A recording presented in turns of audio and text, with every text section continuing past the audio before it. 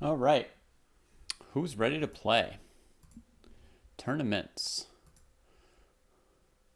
Mr. Toto Young is ready. Far Eastern is back. Far out. Yes. Egon Cherik. Nice. Good to see you. Andy J. Yes. Halgilda. Great. Arun with a lot of numbers. Thanks, Renek. Good to see you here. Hope you're ready to play. You are. You're in there with Trainer Sjord, Brony Yua on the way up. The King Charles Cav and Mule. Nice. Nice. Good luck, everybody. Good luck in the tournament. Play your best. Have fun. Try to 4-0 it.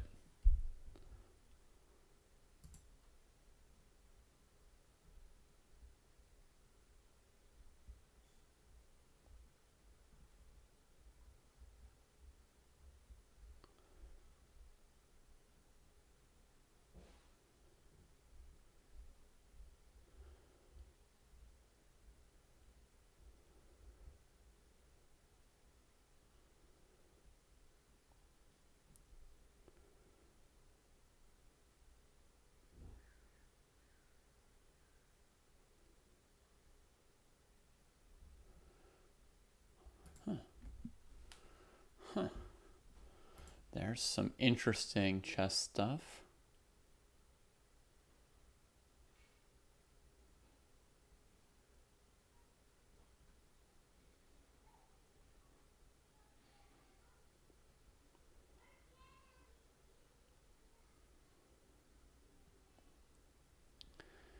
That is interesting. Okay. Close down the social media for now and get our deep think on. Let me try switching my board to this one here because that's what I'm going to need for today's show. I'm going to go to full screen board. There it is. Big and big.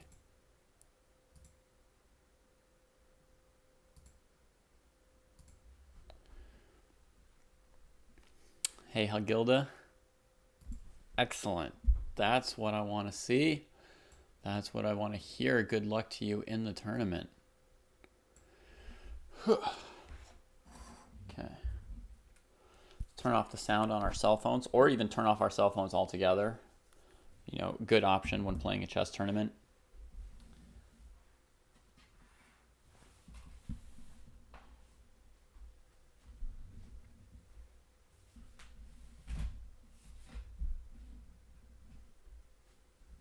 Super. All right.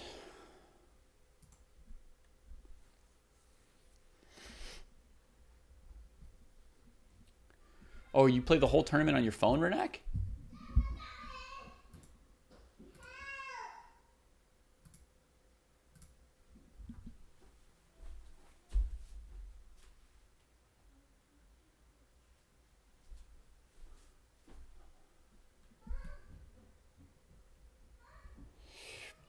Hey, Icy.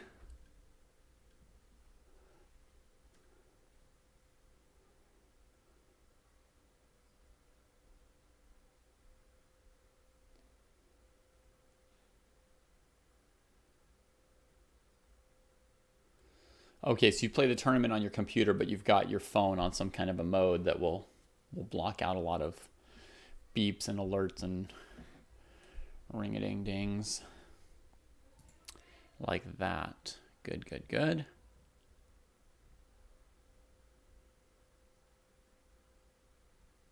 Hi, Chessmaster. Welcome to the tournament. Luke, AFK. Nice to see you. Good luck today.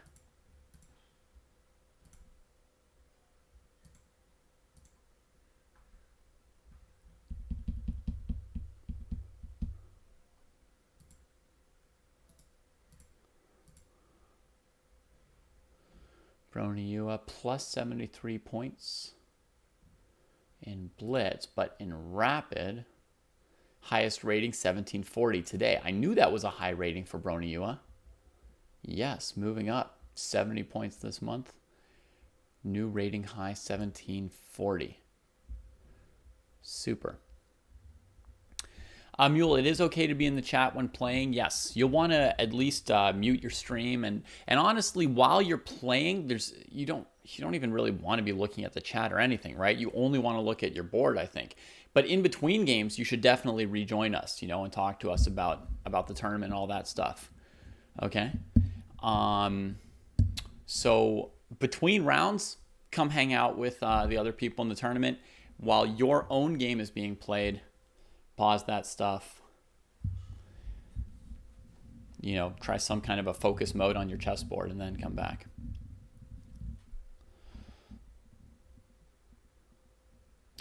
Yes, Francis, I was one of the first employees there, and the first content person. That makes sense, Hugilda. Certainly going to turn around somewhere, so now could make sense. Woot, Adam. Woot, woot. All right. Looking forward to seeing who's going to have a good tournament today.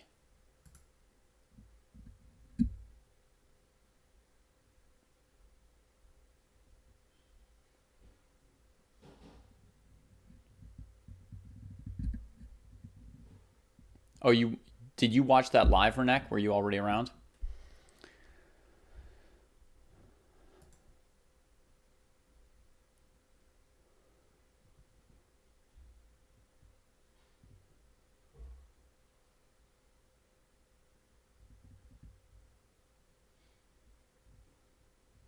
Right. Well, that's good, Opfa. I'm glad that that your second account's coming up. That's excellent that you're stretching yourself like that. So props to you on that. Why did I work for Chess.com again now? Oh, why do I work for Chess.com again now?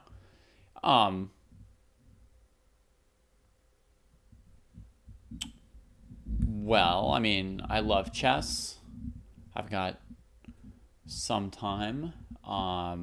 We settled the differences that led to me leaving earlier. Yeah,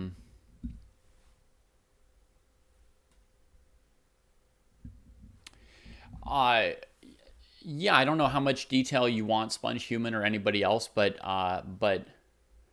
basically they are now providing a profit share to all of the employees who aren't owners in the company. Twice as much as what I had asked for before, when we initially disagreed and I had to leave. And after some reflection, the people in charge agreed with me and made that change. And that was all the encouragement I needed to want to help the site again. He's still one of them, Renek, yeah.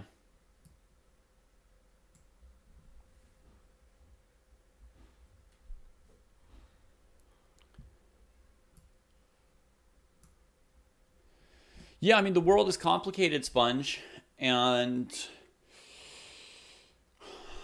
it definitely complicated my relationship with a couple people who were my friends beforehand. And certainly, I might have been right or wrong about what I thought, and they might have been right or wrong when they disagreed with me or when they agreed with me or with the changes they've made, or the changes might not go far enough. I mean, it's a complicated world. Who really knows for sure, right? But from my perspective right now, I stood up for something really important. And although the result has been really bad for me personally, I think the result has been good for enough people to easily outweigh that. So, I mean, it's still something that didn't fully work out for me, but I mean, I didn't do it for me. But what I mean to say, it's still something that I have some real, like, sadness and pain points around. But also some some happiness and some hope at the same time. So complicated feelings around that. Yeah. Okay, so the tournament's starting in like 10 minutes. Looks like 2 sections are nice and full, but the under 1200 section is lacking players. So hey, folks watching, are any of you under 1200? Waiting to play in your first tournament? Are you falling into the trap of over preparing? Do you want to be like even better before you play your first tournament? Forget it. You're ready right now, today. Okay? You don't need to keep preparing for anything. That's almost always a mistake. Just do it. Just start playing. The best way to prepare for the tournament next week is to play this week's tournament. Not to watch, not to do some more tactics, not to read some book or do a course on Chessable. Just play. Well, that's something that needs to be done too, Pumpkin the Cat. I salute you for your work in the kitchen. Ada, hi, salut, welcome. Hope you have a good tournament.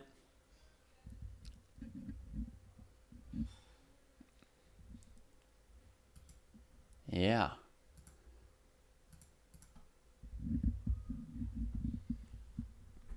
Hey, Fisher and Chips, out here in the memes. Let's all play some games. Man, I want to play too.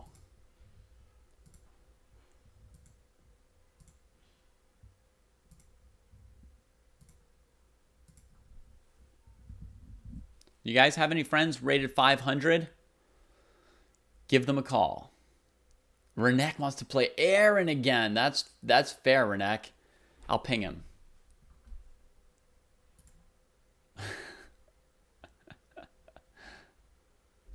Yeah, if you know anybody rated 500, invite them to our tournament. We need some new blood. Some people that we can all, coach up and train up.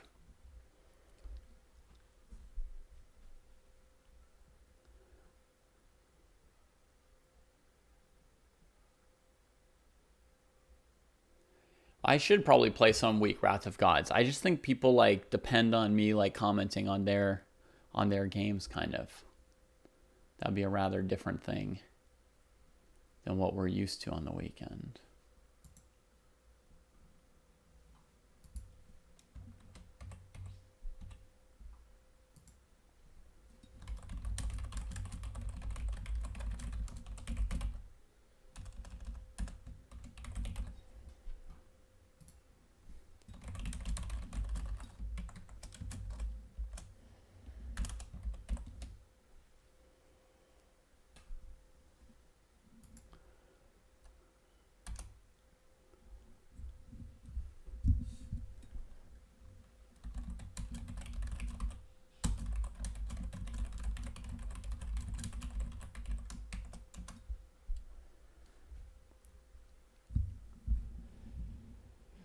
You're going to drag in 1900, buddy, to next week's. Cool. Thanks, Penguin. But specifically, we need 900s and 800s and 500s and 600s. Toto, you left the tournament instead of bringing a friend?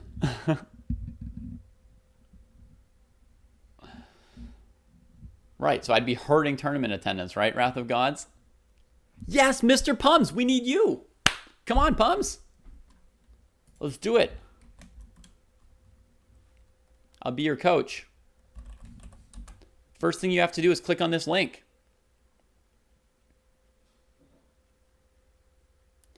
Have I considered putting on a bad show so less people would watch? I have not, Neve. My goal has always been to make the tournament and the shows as fun as possible. That's always been my goal. Yes, Pums, you got the first step right. Aced it.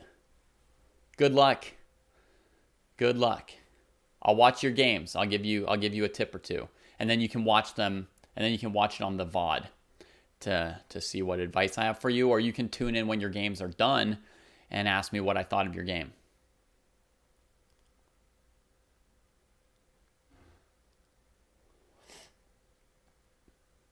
All right, come back, Toto. We've got a few more opponents for you.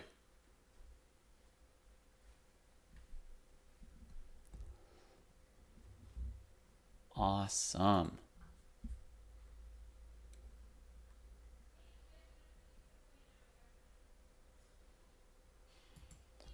Is the top bracket packed? Let's see the top bracket. Yeah, got well over 10 players and some strong players as well. And the midsection usually has a lot of players too. Yep, over 10 players.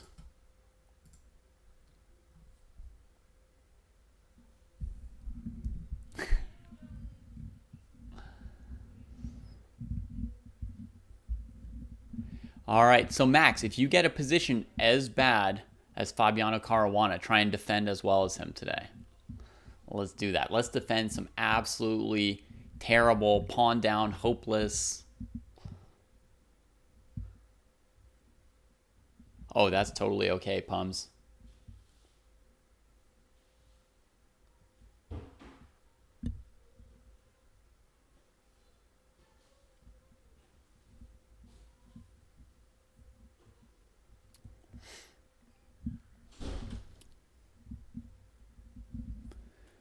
Boom, boom, boom, boom, boom. Hey, Cross. Do you still find time to play despite being a chess teacher, Cross? Do you have time for both? You get to play some yourself? 1600 plus section, just so you know, your tournament first round is going to start in 3 minutes. Okay? All right, Ryan. I'm glad to have touched at least 2 people today already. That's great. Far Eastern, yeah, I saw you there.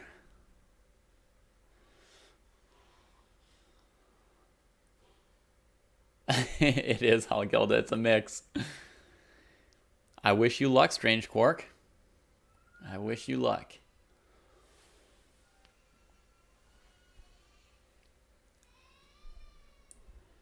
Yeah, if we look at the 12 to 1600 section, we can see that Charlie and Halgilda both have lower ratings than they had a couple months ago. Sometimes chess is a struggle. Sometimes your rating goes down. Mine's going down. You got to remember something to enjoy anyway. Yeah, Alexa, there is a round of the US Championships. I'm skipping it to do this dojo tournament. You guys are number 1 on my priority sheet. Well, number 2, I guess. Like, if my family really insisted I come running, I probably would. Thanks, Penguin. That's great to hear. I love to hear that I'm doing great. Also, if any of you have any advice for doing better on my commentary, I am very... I was going to say very not sensitive about criticism. That's not quite true. I'm pretty sensitive, but I want advice and criticism. I want to always get better at what I do. Okay? So if anyone's got any thoughts about how to make it better, or just your personal preferences, which may be different than other people's, but I can tabulate it in my head. You know, if you want me to focus on fewer games for longer, or more games for shorter, or whatever it might be, you guys got any ideas, you know, let me know. You know, more time just on, should I just leave the board and draw arrows, or should I play out more of the variations? Anything like that, you know. How hard was it to hear all those engine lines? You know, Pumpkin the Cat, it absolutely sucked for me. And there were tons of you dojoers in there just laughing because you guys knew I was dying. I put on a brave face, right? But it's good. You have to be able to work with, you know, different people and different styles and different ways, right?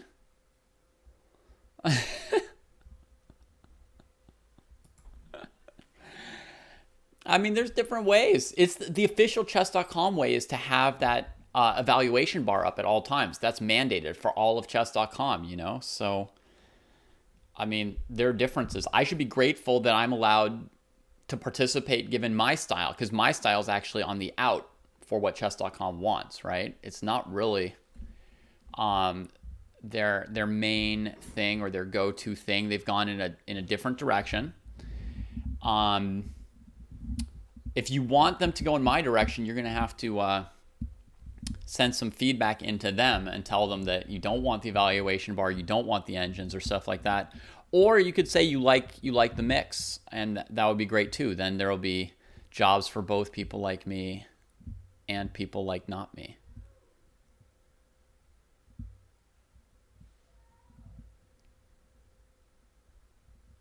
Yeah, Danya Xiang was a great game. All right. Our tournament has started. For everyone over 1600, your first game is live, so make sure to go put in a move. Good luck. Whoa, Icy Stun is here. We haven't had Icy in a tournament in a while. Oh, man. Oh, man. Oh, man.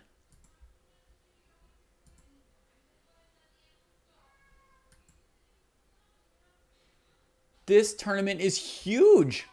Trainer Fjord went from like the 2nd seed to the 10th seed while I was trying to rustle up people for the under 1200 section. Holy moly, folks. This tournament is stacked with dojo talent. Unreal.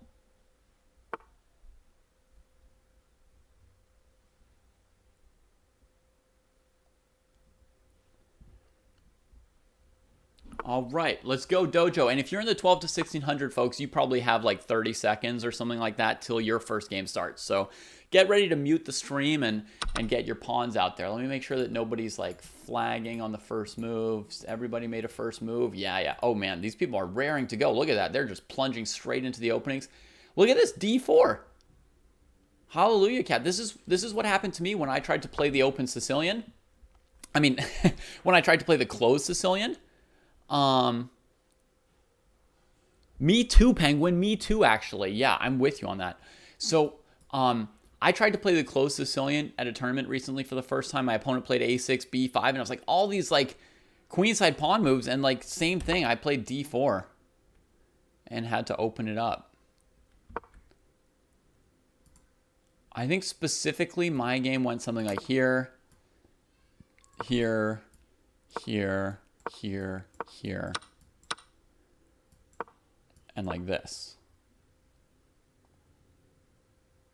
You know, becoming like an open Sicilian.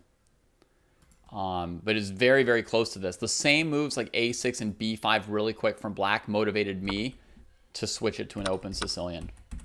That's just what made sense to me. That opposite colored bishop endgame, Penguin, it was so difficult. And I just spent like a couple hours the night before working on opposite colored bishop endings. And I was a little bit discomfited that after all that work, I was still confused by the endgame in front of me.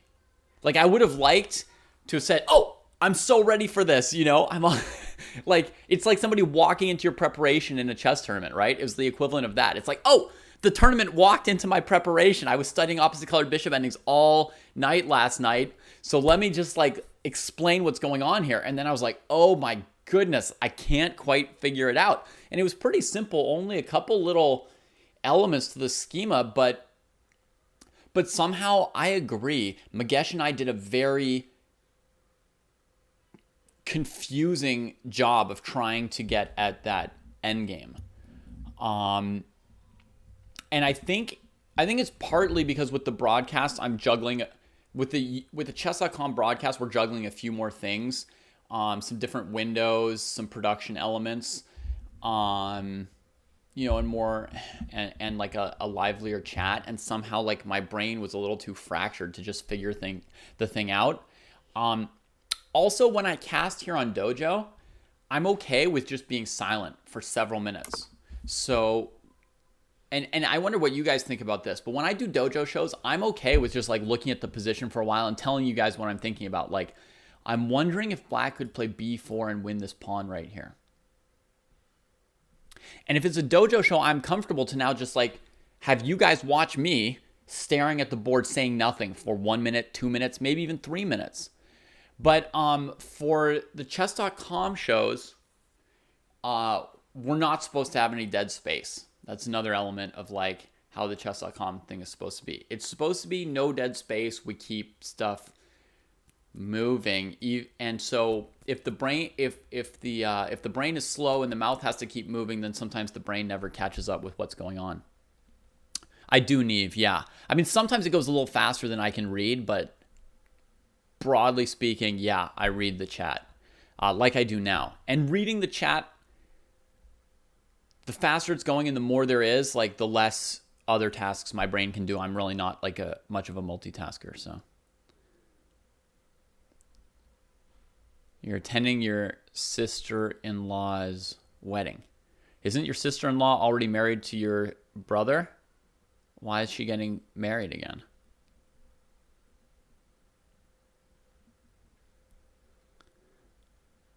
Good luck to the under 1200s. It's time to go. Focus up. Far Eastern is going to be focused, so if you guys want to have a chance, you're going to have to focus too, right, to keep up with Far Eastern. All right, so I'm opening up the games from the 12 to 1600 section now as well. Gilda against Sad Cat, who played really well yesterday. Paulie is a dangerous player there. Andy J is good. Professor of Prophylaxis in the house as well. Charlie Silva against the Sponge. Mademoiselle Swan contre Egon Cherik and the Portuguese Warrior. All right, we've got some people from some different places. That's nice. Portugal flag. I don't even know what that flag looks like till now. That's cool. Excitement. Now, let's get into the under 1200 section. Oh, yes, we made it to 8 players and a full 4-round tournament. Hooray. Okay. And we're going to start with V. Looney here. We'll start with a little focus on here. No, I guessed cross online that it would be your wife's sister. I just thought I'd make it funny. Or, you know, I thought I'd try to. Falk coming in from Spain on his Fallion. Very nice. Good to see you, Falk. I already know you're having a great time, so I don't need to say, like, I hope you're genieing your vacation or anything like that. I know you are. So let's see how V. Looney did here against a tricky opening from Pablo Gus. Or probably Pablo. I don't know. Pablo. The Vienna game. Knight c3, defending the e-pawn and controlling d5 a bit, so that d5 moves might not be as good from black. And then f4, trying to take apart part of the opponent's center. So f4, knight c6. Right. And it turns out that in this position, V. Looney, I mean, this is very tricky to know, but it turns out that in this position, the strongest move is just to throw this pawn into the middle of the board as well, counterattacking the e-pawn. It's a very hard move to find, but basically, you seem to have correctly figured out that you didn't want to like just eat this pawn and get your knight chased. So that was really good. So then you're thinking like, oh man, they're pressuring my pawn, and then you're looking at moves like knight c6 and d6. And in that context, knight c6 is the best looking move. It develops a piece. It doesn't block in your bishop. Very popular move. But it turns out in this one position, because you don't super want to get put onto the back foot with more and more pressure on e5, nor do you really want to get the knights sort of like both chased around by white's pawns. It's not sufficient to defend your center with a knight here, and you've got to just counterattack here with your pawn while letting out your bishop. And now your pieces can come out really fast, and so you're starting a fight in the center, but you're well poised to keep up with that fight. So this is a very, very strong move, and a good move to know about, that sometimes even though you're black, you can just smash the second pawn out into the center like that.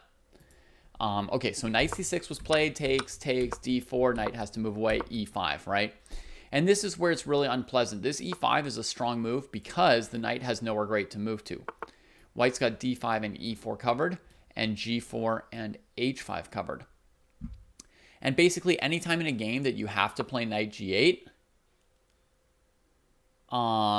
then that means the e5 move is super strong, right? So is c6 then d5 too slow? Yeah, Pooh, because this pawn is attacked. If you play c6, white takes it. And again, you have to play like knight g8 or lose the piece, right? So f4, it's really quite forcing. It's threatening this, which is actually very annoying for black. And I think the only really acceptable response is d5 actually here. So this happens, black gets pushed back, and decides, you know, they're just not willing to play knight g8, rather lose a piece and develop. And now you see black, you know, taking the time to develop. Here's the thing, folks.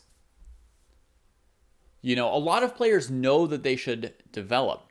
What you can do is you can put pressure on them and make threats to get them not to develop, right? So when you make the game more tricky and more complicated, when you bring in threats to take control of space or to improve your pawn structure or to capture pieces, like all those kinds of things give the opponent something else to think about, and then the solutions they came up with might not involve developing, right? So that you really have to put a lot of pressure on your opponent with ideas like f4 and e5 sometimes if you want to get some bad moves out of your opponent. It's very important to apply pressure.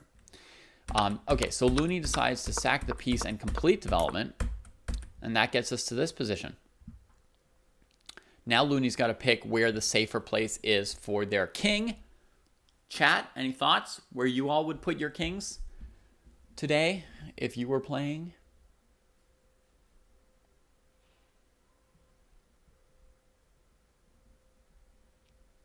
Hey, Poke Ice, by the way, you should be able to late join and get into the tournament for round 2. Okay, just so you know. And this applies to anybody else just tuning in now. Round 1 has started. Round 2 will be in about 20 minutes. So you've got about 20 minutes to follow those links and get registered for the tournaments if you'd like to play rounds 2, 3, and 4.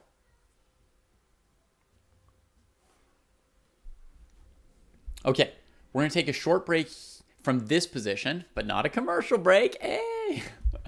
And we're going to go check out the first game to finish in today's tournament. First Blood, I always love to see it. Usually it's a quick game. So we're going to pop over and check out one quick game. Before we do, what was the answer? Which direction should this king go? What do you think? Or should it stay in the center? Generally 3 options every game for your king, right? King side, queen side, center.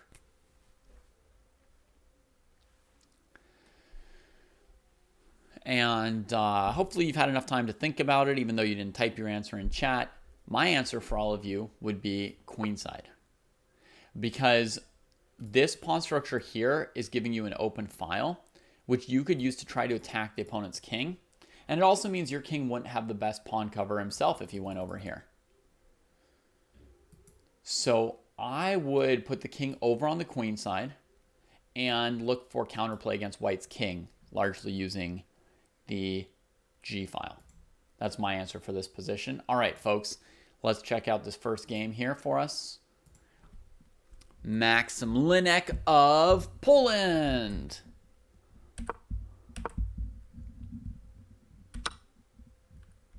Okay, center counter, knight c3 here.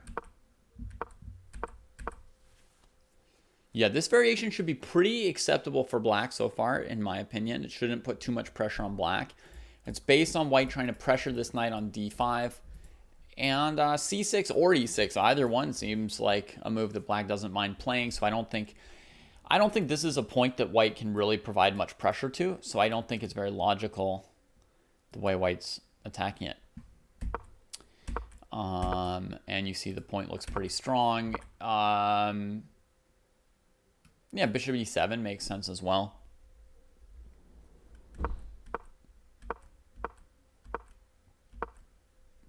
Bishops get traded anyway.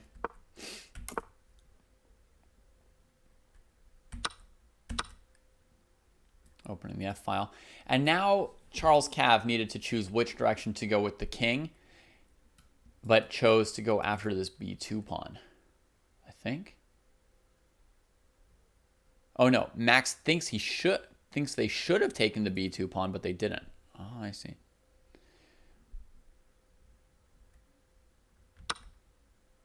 Yeah, normal would be to take with the h pawn for sure. So black gets this opportunity, goes for it, and goes for knight e3.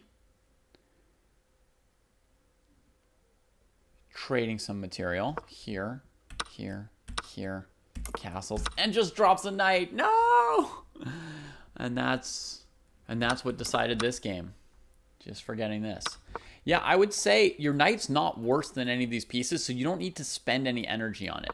Like, you may be thinking like, oh, it's this blunder, right? But you could have castled here, right? You're using energy as black here to do something that's of no worth or help or value. You know what I mean? Like, if your knight's not worse than these pieces, why would you spend time going to take one of them, right? You're bringing white's rook out, you're opening the D file. So I think it's just something you don't need to do at all. Your pawn structure is already superior because white did this thing to themselves, right? So basically, you just need to be picking which side you wanted to castle on, and that's it. That's all you need to think about here. Well, there's any number of moves that are fine here. As Neve says, knight f6 is not bad, right? But truly, the next thing you need to do is decide in your head where the king's going. And based on where the king's going, that'll then tell you what you actually want to do. Okay, like if your king's going queenside, maybe you don't castle queenside. Maybe you play g5 or h5 here. Maybe you start your attack first, right? Like, let's say I decide queenside is the right place for my king. And I play g5. White plays rook e1, threatening this. And then I castle. You see what I mean? And then the rook needs to come back and like do something like this. You were leaning long, which is a reason you didn't take on b2, right? But the origin of you drifting, Charles Cav, and most people won't notice this, but it sounds like you're understanding it when I tell you it. The origin of your drifting was you hadn't decided. And because you hadn't decided, you decided to do other things in between, right? Like check and like knight e3. You're doing stuff in between while waiting, right? And that's why Neve says knight f6 would be fine. Yeah, knight f6 would be fine, but why are you playing knight f6, Neve? Have you decided yet if you're castling queenside or kingside? Because if you're castling kingside, maybe it's the best move. If you're castling queenside, maybe it's not. I mean, where does it fit in with what you're actually going to do with this game? Right? And if you're playing knight f6, Neve, because it looks like a good move and you haven't yet decided, then you're falling into the same trap that led to Charles's surprise quick loss this game, right?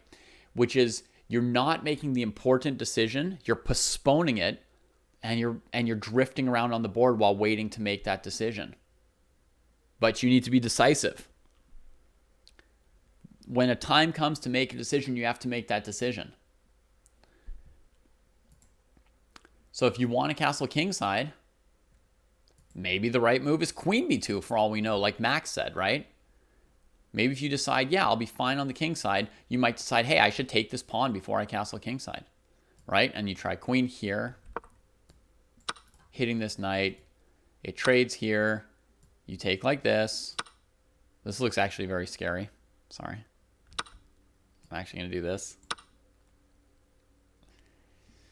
Bishop here. Or let's go check. Here, here, and here. Maybe that's what you do if you know you're going kingside, right? Yeah, maybe bishop should take. It's just that with the knight taking, if pawn takes, you can go here, here, here, and prevent kingside castling again, right? And if the queen comes, there's still this. So this is actually annoying. Anyway, there's like a few variations, right? But we need to know like what we're playing for, right? And whether or not it's, you know, if you're planning to go kingside, maybe you grab the B pawn. If you're planning to go queenside, maybe not. You need to have made that decision. And if you're castling queenside, then G5 or H5 might make sense for all I know. All right, G5, and then here. And, you know, now you go, or now you play F6. Who knows? Come here, then you get out of the way. So, right, you're suggesting something that doesn't use up any energy. Absolutely. That's fair, Neve. But anyway, that's my sense of the origin of Charles's mistake. It's not like a tactical mistake as much as like a drifting thing. Couldn't really decide, was leaning queenside, ended up castling kingside, probably didn't like look at either move too clearly, you know, because just hadn't really decided. Mr. Pums, you won? Mr. Pums, you castled on the right side of the board as well, my friend. You are rated 400, but you went out there and you made the very decision that our top rated section player failed to make, and that led, that hesitation led to their defeat, I think. Which is a great lesson for us, not to denigrate our top players, but it's a great respectful lesson for us that players of all kinds of different rating levels are going to have some kind of strengths, right? Look at this position here, right? We asked, which direction should Vlooney's king go, right? Vlooney is Mr. Pums, right? And look, Vlooney made the correct choice. Counterplay was going to have to be on the G file with the rook, so the king was going to go here. Vlooney's not hesitating. Right? Vlooney's not hesitating. They're setting up the kingside attack and preparing the queenside castle. They haven't castled immediately, but they've decided where they're castling. Right? They know where they're castling, and based on that, they can pick their moves. It is okay, save a lot and get in there, my friend. So that's like super, right? We all have new things to learn and different kinds of like weaknesses, but this is a reminder that everybody's got some kind of strength to share as well. And some kind of strength that they can lean on themselves when they're playing to try and like generate wins from. So yeah, this is looking very, very hair-raising from White's perspective, right? To try and defend this attack now. White gave a check, which Black could counter. If White wanted to counterattack the Black king, which I think White does, a very, very risky situation here right now.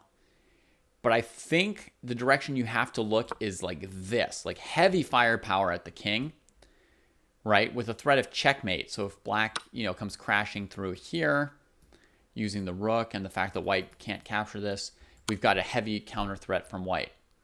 And if the Black king runs, then you need to throw something super heavy at Black. You need to be like throwing bombs at this point because White's not going to survive very long otherwise. So White needs to come with like extreme aggression because this danger that Black's sending White's way is really intense. That's true, Max. That's true. Good. Good attention to detail, friend. I hadn't thought of that.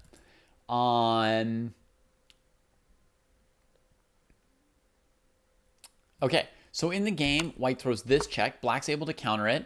And after the bishop retreats, Black just gets out of the way now with the king. Oh, man, this position is so intense.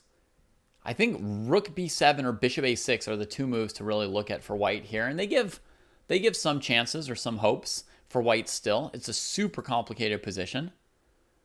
White moved this knight, and after this move, it falls apart. And Black gets the win. But look at that, folks. I mean, Vlooney lost a piece in the opening, but figured out the scheme of the game correctly, and that meant that they still had plenty of chances in the game, right? The scheme of the game was castle to the queen side, look for counterplay on the G file against White's king. That's like the one clear source of chances for White. Yeah. Penguin, if you're looking for a way to like try and defend a position like this in the future, I think rook f2 is the most like defensive kind of move to look at. Rooks in general defend very poorly on the first rank, but once they get on the second rank, rooks can actually be pretty good defenders. So that's a useful thing to know. Rook f2 can be strong. And then finally this move, and then finally, if you can't really defend, here's your counterattack move. And I don't know if you know about this move, but this is like the kind of move that you need in this kind of a position. You need something like really swift where you're going to start saying check soon because your opponent's really close to checkmating you soon, right? So your moves need to be super, super threatening if you want to get out of, if you want to distract your opponent from this, or if you want to try and checkmate them before they checkmate you. You wanted the time for bishop a6. Okay, so you saw bishop a6 as an option, but you didn't feel safe enough. You wanted something defending, right? So that's good. It's very important to see our options, right? And then secondarily, Save a Lot. There should be an orange join button on the tournament. And I'll show you on my screen for a second here what it should look like. See this orange join button here? That's what you should be looking at right under like a list of like the players who are in the section, a join button. If you don't see the join button, you might have clicked on the wrong section because you're going to be paired by rapid rating, not by blitz rating. Okay, so you have to check your chess.com rapid rating, not your chess.com blitz rating, and that should get you in there. For those of you waiting for round 2 to start, which includes people who just played their first game or people who are late joining, round 2 starts after all the games in your section have finished round 1. So the under 1200 will be the first section to get to round 2, I predict, because there's only one game still going in their section, which is Far Eastern here against Omi Robe. Whenever this game is done, the tournament will automatically pair round 2 for you. Make sure, for those of you who are new, make sure that you are in live chess. You have to stay in live chess. If you close this window here, this live chess window or this browser down, you won't get paired for round 2 probably. You'll get forfeited or kicked out of the tournament, or maybe or maybe you just won't even get paired, but you won't be able to play round 2 if you're not in live chess. So yeah, so Mr. Pums, Jailer, Save a Lot, hang out and wait for round 2 to start. Save a Lot, you're not seeing yourself in the 12 to 1600 tournament, huh? Mr. Save a Lot.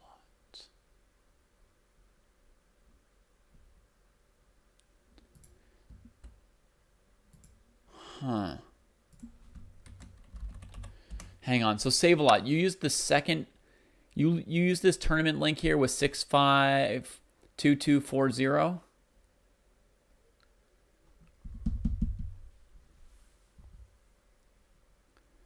Oh, I'm not sure, Zero Sum. /play might work. I just don't know how to use /play yet, so I use /live for myself for the moment. You've confirmed you've got a 1200 rapid rating. I wonder if the section's already all full with late joins. Could it be that fast? I don't know. Chess is Hard seems to have just joined, so it seems possible to join still. I just saw this name Chess is Hard pop up.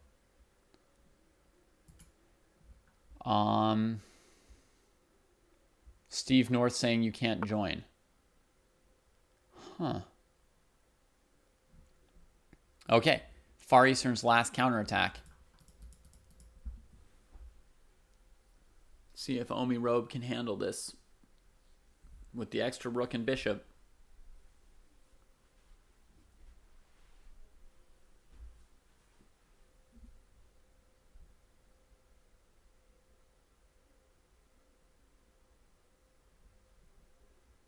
There's an X. In my tournament, you don't need to have a you don't need to have an established rating to play in my tournaments. No. It's set so you can have any number of games and still participate. Boondock Striker was the winner of the under 1300 section last week as one of the highest rated. This week, one of the lowest rated in the under 1600 section. So nice change of pace, right? Going from being the top dog to the bottom fish. I'm sorry, I'm not sure how to troubleshoot your thing, Save a Lot.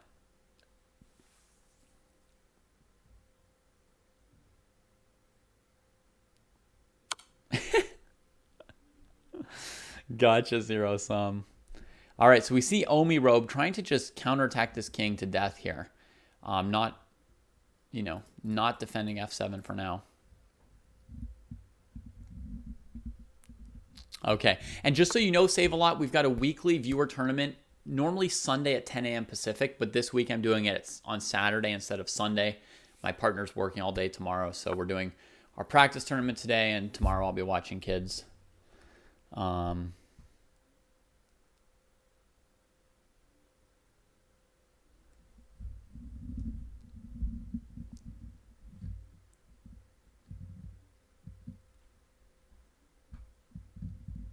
Mule got 200 points for winning a game? What?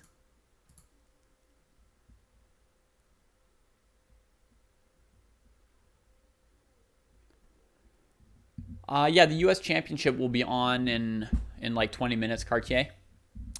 But I'm not doing it today. Mr. Penguin lost 181. Ouch. Don't worry, folks. Rating points come and rating points go. They come and they go. Oh, look at that. Far Eastern was able to win that pawn on f7, get the check on the king, but Omirobe could survive it and set up the rook roller checkmate. That's the end of round 1 for the under 1200 section. So get ready, folks. In the under 1200 section, your round 2 is going to be kicking off right now. Here's a game. Here's a game. Here's a game. So mute your streams, get to your boards. Good luck. Have fun. Wait, Pablo Gus already finished their second game in 3 seconds or something? That's not possible. I don't understand. How did that happen?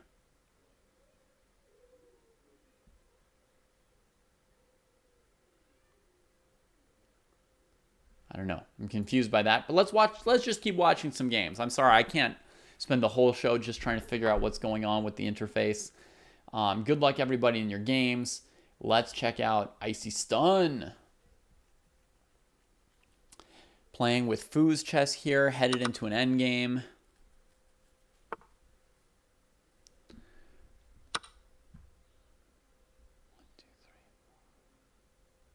White's temporarily down a pawn, but this pawn looks like White can recover it. And then we're going to favor White's knight over Black's bishop. Because in this pawn structure, Black's got a bunch of pawns stuck where they block in that piece. King came up because the knight wants to go to d5. And it's in a hurry to get there. Foos would have cut it off if Icy hadn't been in a hurry.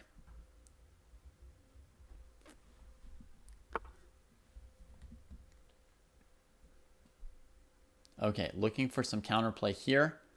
On knight d5, check, king here, and you can't play bishop f6 because of the knight. They're down to 2 minutes or a little bit less each. So it's a pretty critical phase here. Icy's going to want to play knight d5, does play knight d5. Now is the king on h3 secure? Does Foos have any more counterplay coming? Foos needs to set up some counterplay.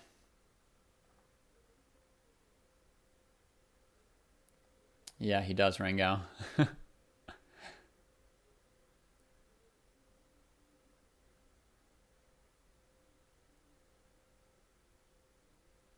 Oh, Zero Sum, you do see the join button. So something's wrong. Oh, man. That's too bad. We should be able to get...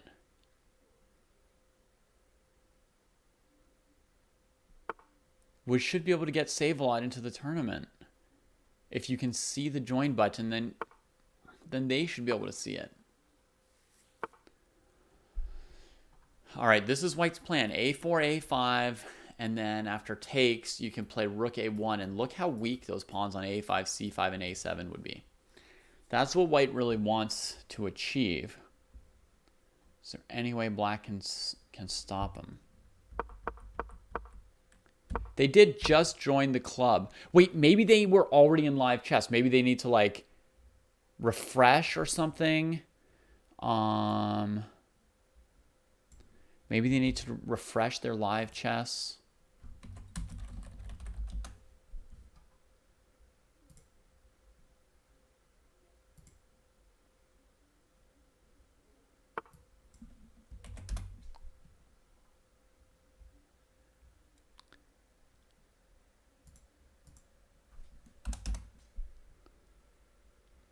Rapid rating is 1216. Should be allowed to get in there. Member of Chess Dojo. Rapid 1200 online now. Oh, I don't know, David. It should work. Yeah, maybe you did a control F5 and it didn't work.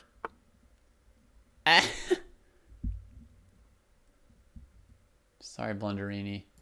All right, let's check out what's going on here. So King H8 was played here. I wonder what the purpose of that was. Rook F1 threatening Rook F7. Oh, man, the Black King's just kind of waiting to die. There's some counterplay. There's some counterplay. Eat the pawns from behind. White's going to try and win with the A pawn meanwhile, I guess.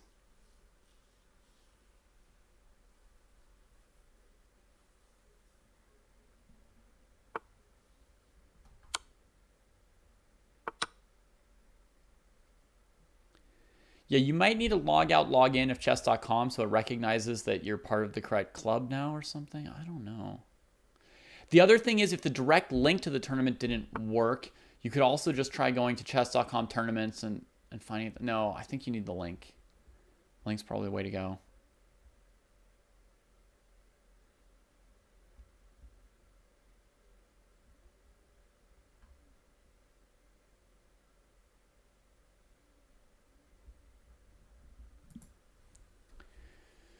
There goes the A pawn. White's willing now to sack everything else just to get this queen. This bishop's miles away from it.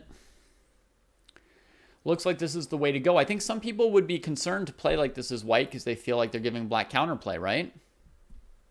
Like black's in their house, you know, striking one pawn dead after the next. Some people would be quite unhappy about that, but with the knight on b6 covering the queening square and the bishop, you know, 6 steps away from it, this was a very good technique, and Foods has resigned here.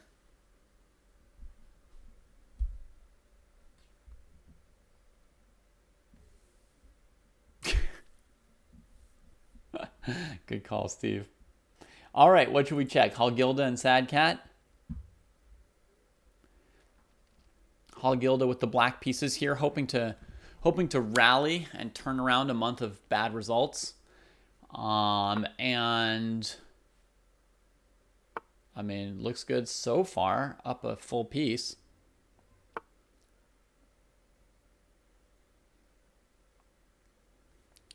Now, it's very important to keep this pawn. This is your winning pawn, so you shouldn't move the bishop away somewhere random. You should defend the bishop.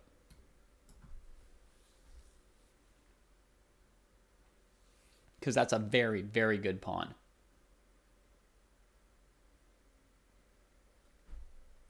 All right, MD Knight. We'll see you next Sunday, I think. I think next week's tournament will be on Sunday, as usual.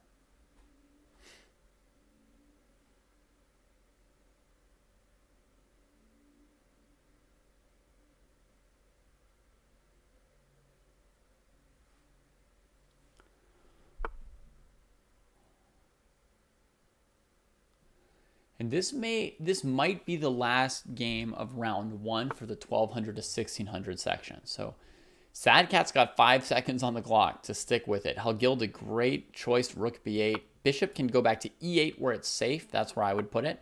Just get back. You defend the pawn. You're protected by the king and you're protecting the king at the same time. These are good together like this.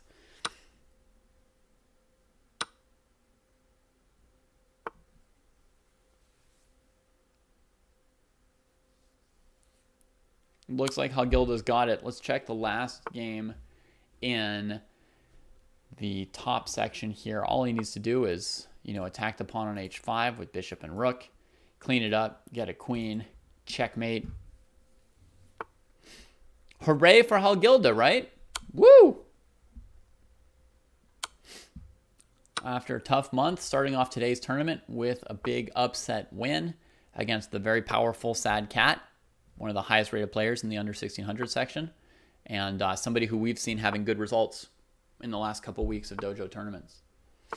Okay, so we've got queen versus rook in this section here, and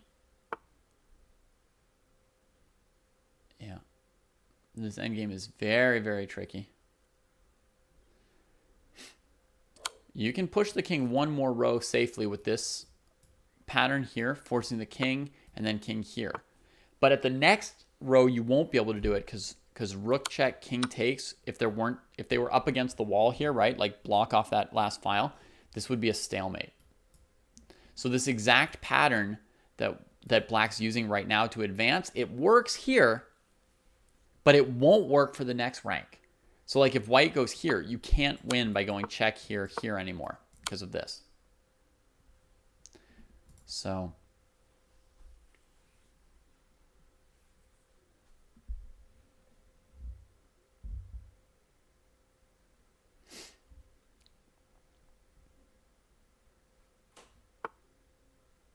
right, so the rook just drops back, and here check, and here won't work. So black needs another approach to this position.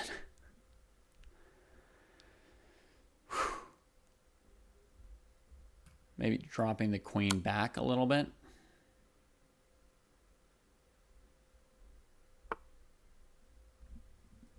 I mean, I don't really know this endgame, but this move looks good to me. You're on the rook, so the king can't move away. If the king drops back, you could do something like this. And now your queen's further away, so there's no stalemate. And on check, you can come here, and the queen's stopping them from pushing you away completely. So you're getting your king closer. But okay, we'll see what's being done.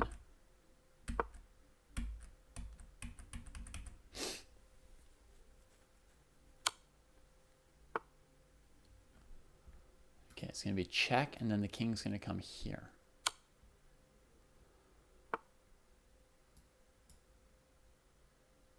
Looks very, very dangerous for white. Black's achieved getting the king to the third rank with the queen in pretty good position, but just enough distance that there are no stalemates.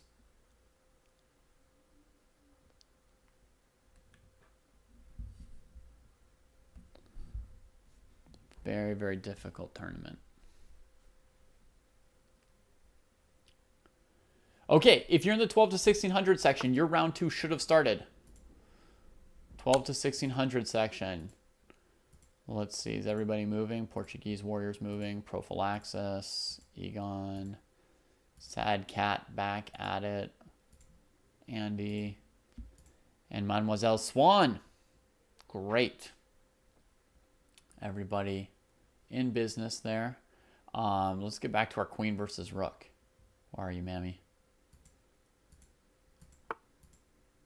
I don't see it. Did it disappear? It just ended. Okay, I think Chess Hoodie won that.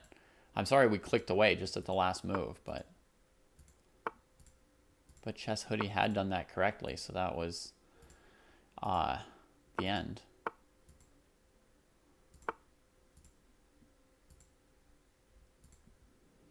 Okay, and everybody, good luck in round 2. Mute your streams.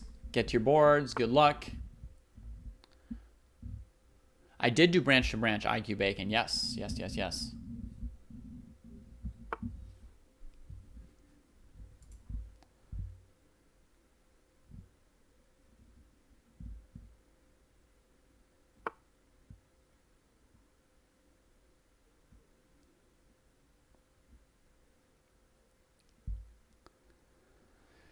Yes, you can post blunder diagrams for sure in the Discord, but I'm not sure where in the Discord is the best place to post a diagram.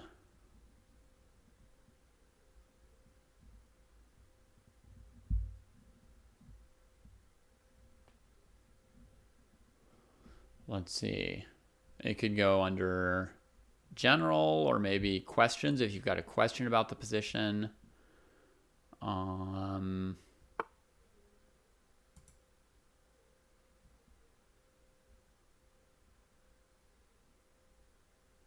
Under chess, there's games, puzzles, openings, middle games, end games.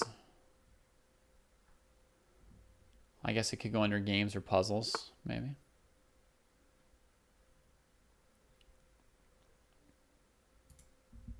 All right.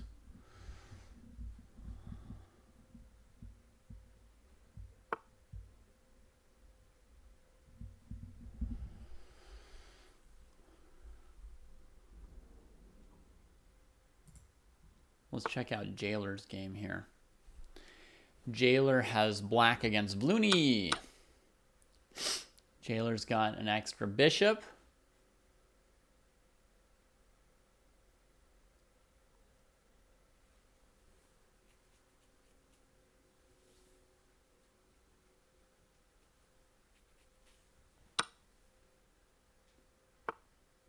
That's good technique, cleaning up some pawns. Now, what Jailer needs to focus on is pick one of these pawns and try to queen it.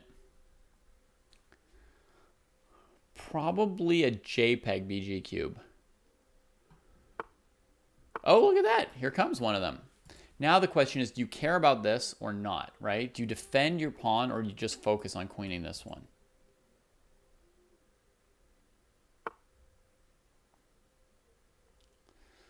That was a good try, Zero Sum. Thanks for helping talk through that. So another game in this section is here between Ryan and Omirobe. Wow, it's intense. Pieces are equal. White's got one or two extra pawns over here. It's a very, very intense situation. The thing is, black's position is more compact with all the pieces defended. White's position is like more aggressive, but a lot of pieces not defended, right? Like rook d8 could maybe win a knight in some case, or queen c5 could win a rook. I mean, there's the pawn, but hopefully you see what I mean. Like white's position looks more like aggressive and pressing on black, but it also means that all these pieces are exposed, tactically exposed actually. So when you're trying to attack your opponent, generally is a moment where you're in some danger and some risk yourself. And we see Omirobe really having a think about this move, maybe sensing that this might be a moment to try and find an aggressive option.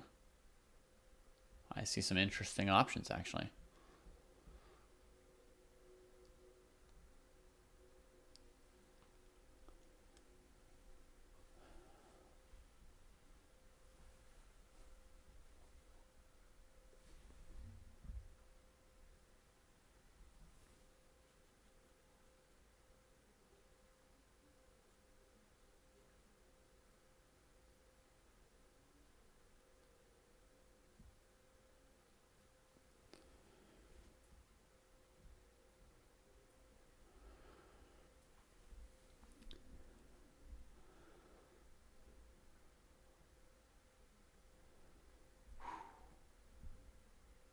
See what he comes up with. Let's see what kind of progress Jailer is making with this endgame. So Jailer chose to push the second pawn as well. And now this one's coming down. Perfect. Perfect.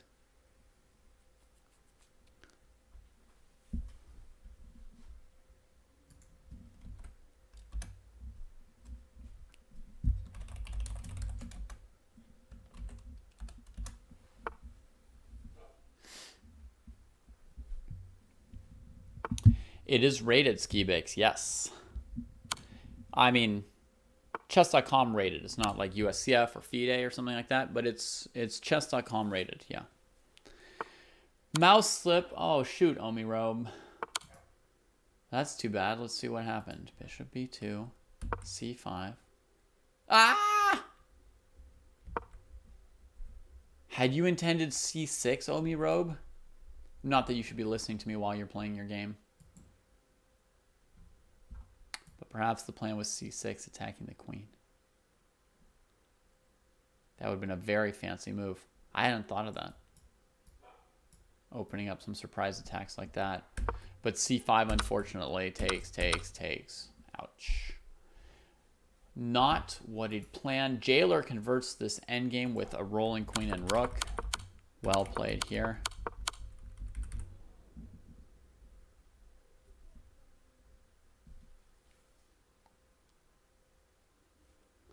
That's interesting, Zero Sum 71, because when you look here, you'll see that it does show Chess Dojo as a club that he's in from his account.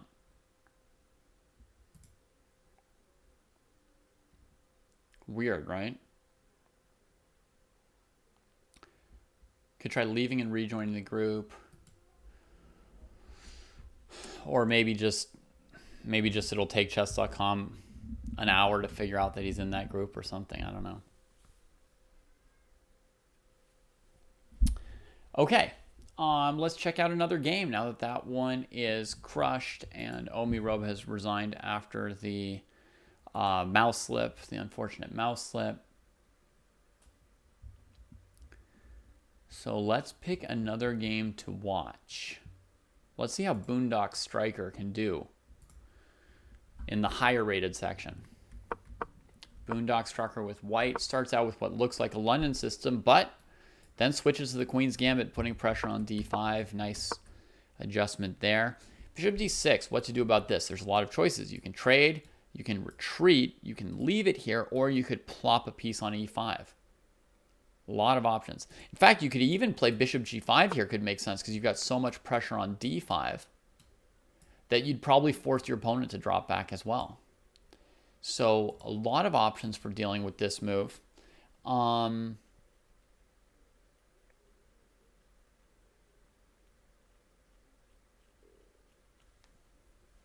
Yeah, it is too bad, Brian, because you guys had a really cool position, right? I mean, that game looked so exciting when I saw what position it was. I was like, oh yeah, we're going to follow this game for a while. And then mouse slip, and I'm sure for you guys even worse, because I can just click on another game to watch, but you have to wait 20 minutes for another game to play.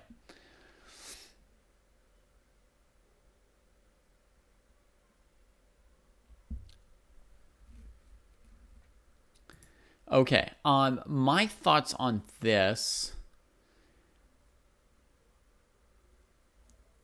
is I would probably go bishop g5, actually. Yeah. Even though it looks like just moving the piece a second time, it creates so much pressure on d5 that I think it'll be good for white still, even to have lost a move on that. Yeah, I think we'll be fine. White went here, gripping e5 with pawns at the cost of, a doubled pawn, which has its pluses and minuses here. Castles, takes b5, b4. Aggressive push from Swan, displacing this knight, and then getting this square for that knight.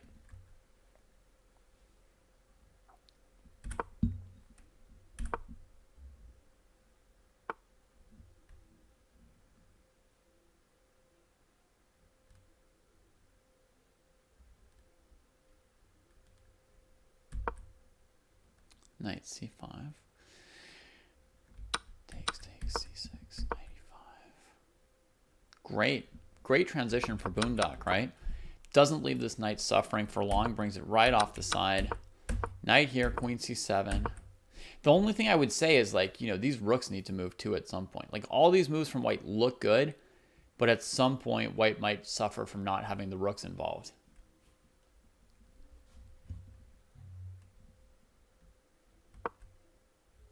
d8. Okay, time for the queen to get off of this file. Can't have that rook staring at her.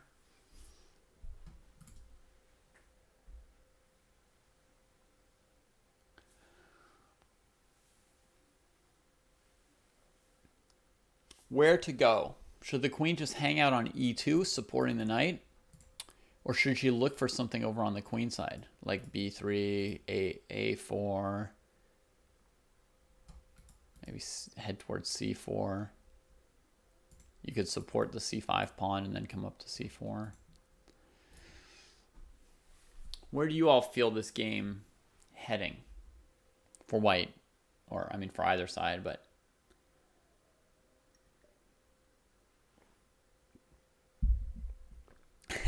You're today's DM hokey, yeah. I'm gonna get some more water. Cheers.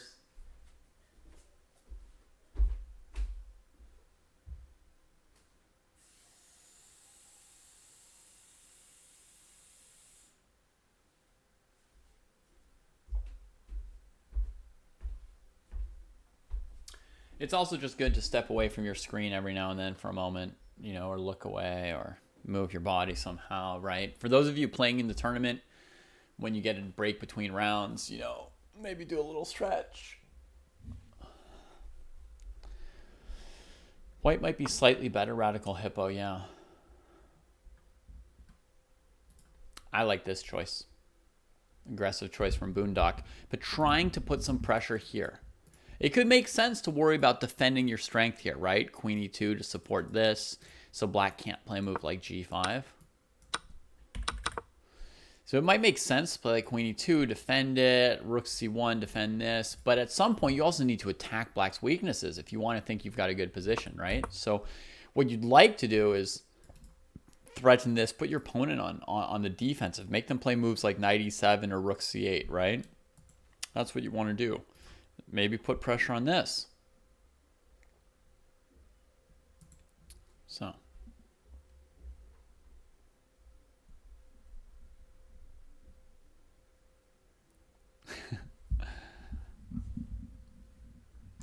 Right, the knight could reroute to d6 at some point.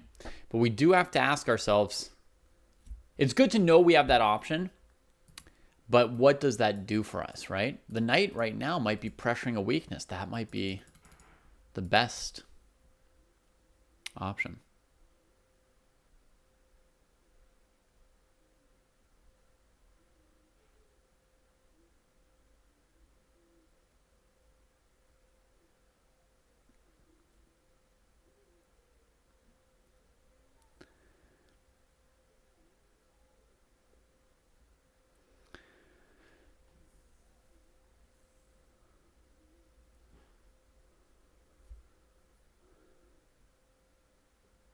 Okay, you're happy with where the knight is for now, Radical Hippo. That's just what you can do if your opponent plays f6 or something, right?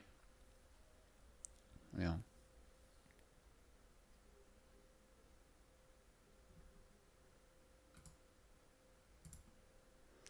Right, let me check out this study plan directory. I made this long ago. Really, really long ago.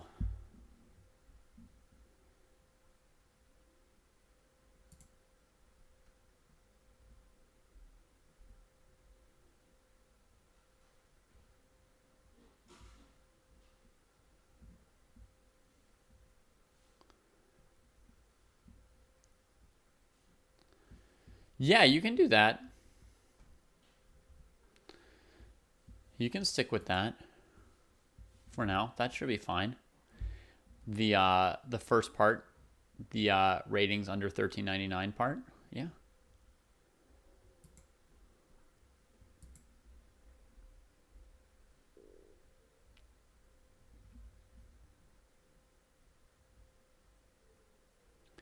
Oh, maybe other people can't see the link that Skibik sent, but here's the link Skibik sent. I think that's reasonable to use right now.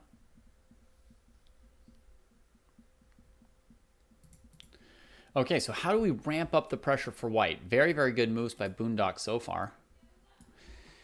Of course, the rooks need to be involved in some way, right? So where can these rooks get into the game? Like, is there any potential for these rooks? Where should they be? How do we get them involved?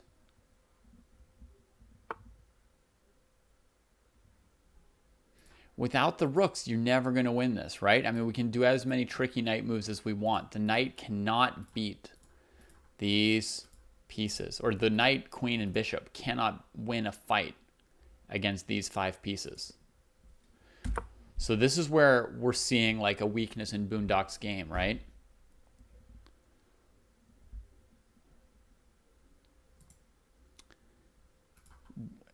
Boondock is not getting the rooks into the game. Without that, white's never going to be able to properly build a winning advantage. I mean, you can still win if your opponent makes a mistake. You can always win if your opponent makes a mistake, whether you've got a good position or a bad position or whatever, right? But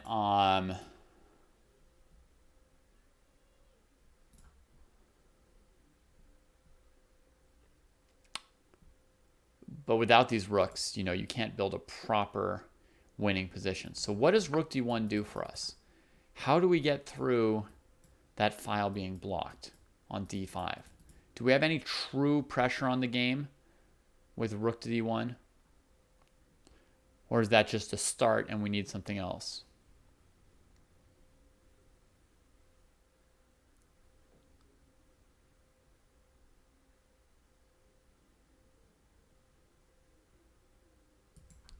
Rook fe1 and then g4, g5. Which you realize we'll leave f4 hanging? Scott and Pumpkin saying a3 would be a way to get a rook into the game in a way where it can target a true weakness here. Right? Now that's a very plausible idea, a3. That will really use your rooks. Sometimes you need to create a file for rooks. That's why rooks are so hard to use. Like the file you have might not do anything. And then you have to find another way. Okay. Now, another idea would be to bring the rooks here and then attack the b4 pawn and prepare for a position where you can play bishop takes knight and take it. So I'm just going to king h8, g8 for a while to show you guys the idea. Nice thing about this is we've got the c pawn reinforced, we've got the f pawn reinforced, all kinds of squares are covered. And the idea now is that at some point you want to play takes, and then whichever way they go, take here. Okay, that's logical. However, once we set this up, black can play a5, and we need another wrinkle to our whole way of playing, right? We still need something. So that was pretty easily answered. Right? Yeah, as Hippo notices. So there we still need something else, something different, something tricky.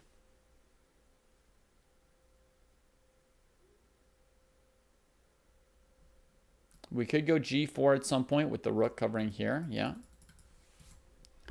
And what would g4 look like? Well, I think the idea with g4 would be to do something like f5, hopefully with our knight not hanging, right? Pawn takes, knight takes, queen takes, rook takes, bishop takes. And you break through on the queen side with your c pawn, and who knows what's happening with your king side, right? So, as Radical Hippo says, we might need a rook on e1 to play that. So maybe put the rook here. Play h6 for black. g4 here. f5. Right? How do you guys feel about this position? This could be a plan for white, right? This is putting some pressure on the opponent, getting some use out of the rook. We probably, in a lot of cases, need the rook on this file to back up the c pawn. But it could also be on d1. I mean, that's something to calculate.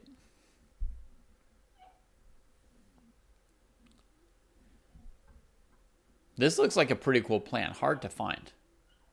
Congrats to all of us. By working together, we came up with something pretty cool. I think this looks very, very hard for black to deal with. Now, the a3 plan, as Foos says, has a problem, which is we're going to gang up on this pawn, but this pawn is likely to be pretty weak as well, right? So we have to accurately judge, you know, will this pawn be more or less weak than this one, right? b3. We have to judge. It's hard to say. There's a chance that this pawn's weaker because white's already tying some black pieces down to the c6 pawn, and this bishop can't get over to this side of the board as easily. But, you know, that said, we have to watch out for bishop c2. That's a cool idea. By the way, I think the under 1200 section might be in round 3 now. No, they still have one game going, but they should be ready for possibly round 3. This is the last game. David against Far Eastern right here. Okay, so let's refresh the actual position in the game from Boondock Striker. So the knight went to c4. Bishop took on d5. This was captured. This was captured. This came here, winning back the exchange that has just been sacrificed. But in all this mayhem, Boondock Striker has lost the c5 pawn. When the trade happened with c takes d5, you have to recognize that that c5 pawn becomes weak whenever that happens, right? The Vishal Rana! Yes! A winner in the greatest dojo match of all time, right, Vishal? You played for us in our sub battle last week.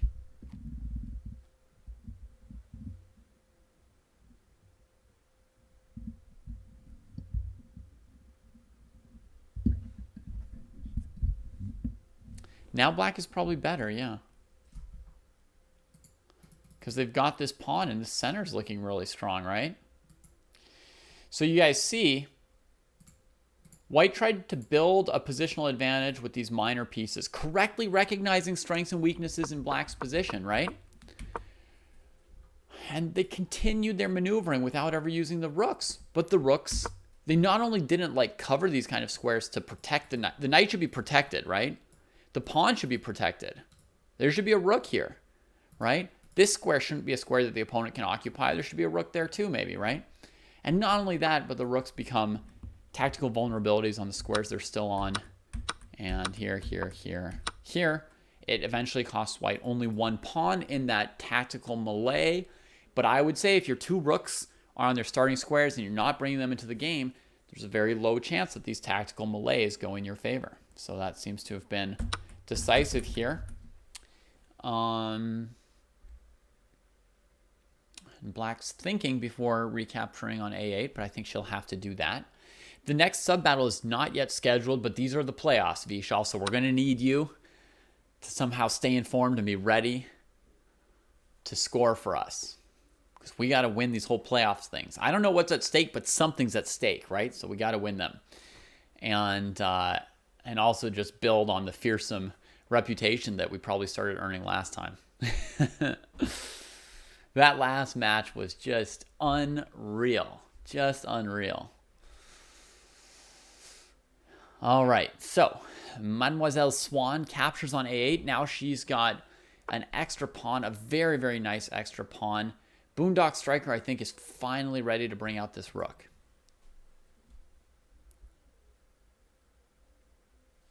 His rating is 12-16 rapid zero-sum.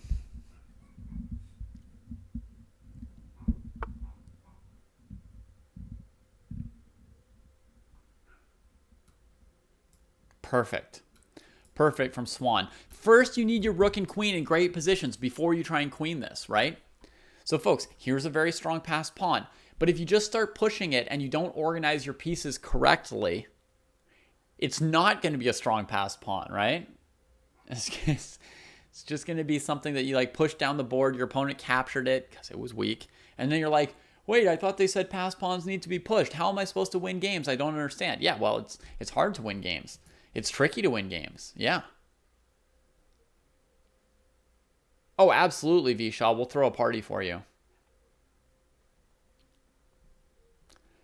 Here, in fact, I'll promise you this, Vishal. If you guys win the entire tournament, I will write a song about your victory and sing it for Kostya on stream. All right, back to the position. So I think that the way to win a position like this, well, there's more than one way at this point. But I think one really common way to win a position like this is to put your queen on c2, taking the second rank. At some point, the queens trade and your rook comes on c2. Your opponent puts their rook on b1. Now you've got the better rook than your opponent. You're translating the open file, right? So you go queen c2, trade, rook to b1. Then you bring your king behind your rook all the way up to c4. And either try to walk your king into the king side to eat these pawns, or once your king is here, push the d pawn down the board with your king and rook in perfect position to help that pawn.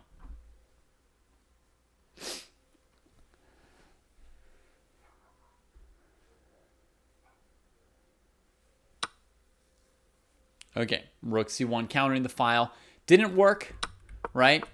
We say whoopsies, but notice how Boondock Striker didn't realize the problem with the rooks throughout the game until it was kind of too late, right?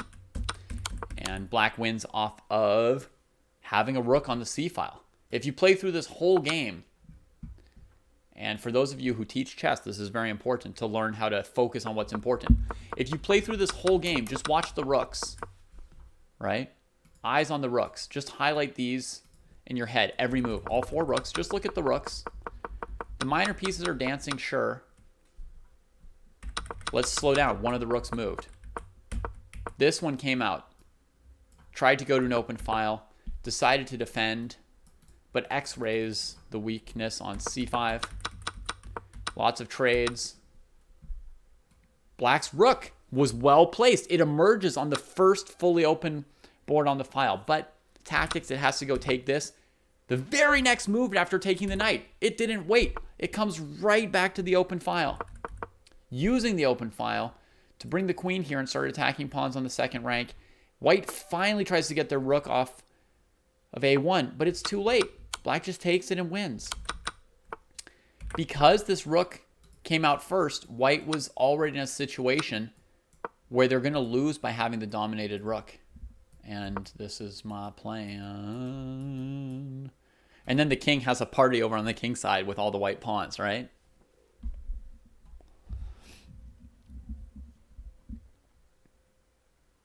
Rook play was the difference here. That was it. That was all of it.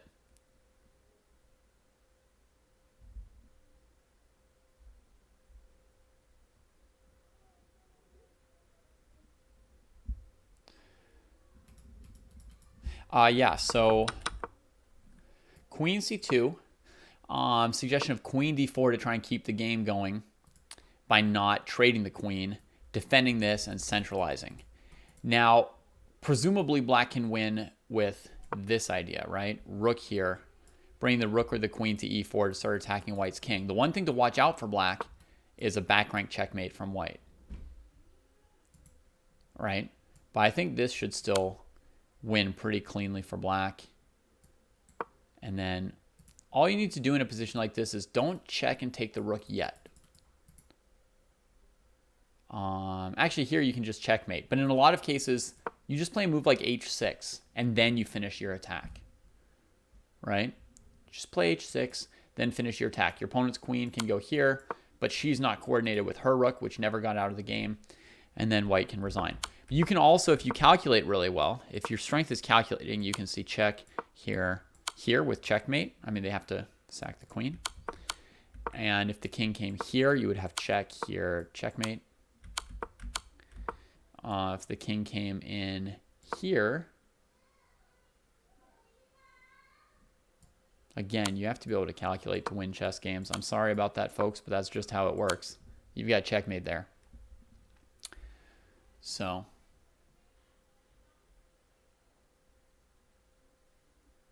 exactly, Vishal. And he's our opponent, so that's why we have to wait a week or two for our next match. Exactly right. Okay. So that was a great game for Mademoiselle Swan.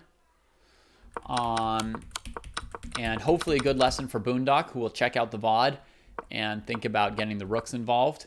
And that'll help Boondock to step up and start competing really strongly in the middle section of our tournaments here. Okay. What else do we got? We got Broniua and Ada in a battle, equal pieces, but 2 extra pawns for Ada. Some pressure, 3 extra pawns technically, but some pressure on some weak pawns. So it's a complicated struggle here. It goes for this. I think this move bishop h6 looked really good too, right? What would have happened there? None of these pieces are on safe squares, right? Okay, f6 played. See how this one goes. All right, knight comes in. Now what? f5 or g5. These 2 passed pawns are going to generally want to try and keep moving here, I think.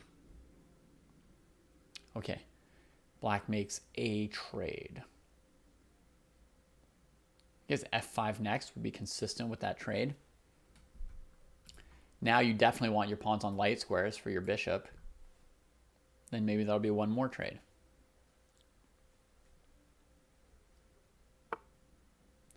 Oh, SP671. It's your turn. Another round has started in whichever section you're in. Let me see. In progress, 12 to 1600.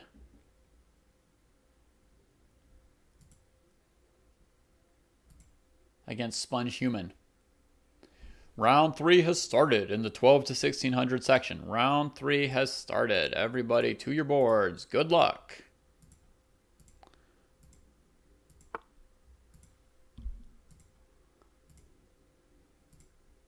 Also, round 3 has started in the under 1200 section. Everybody there seems to have made their first moves and have the games underway.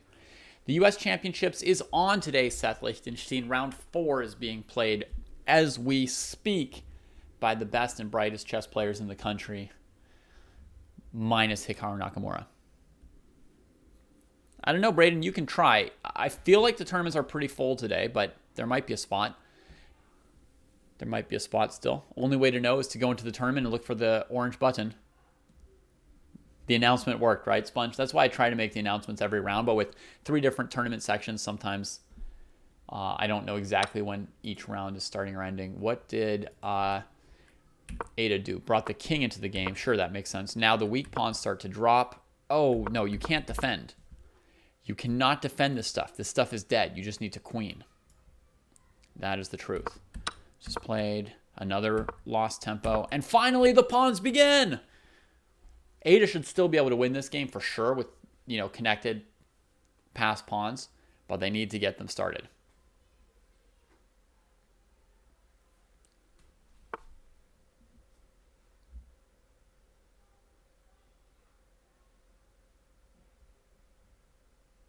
Oh, thanks, Neve. I appreciate you too.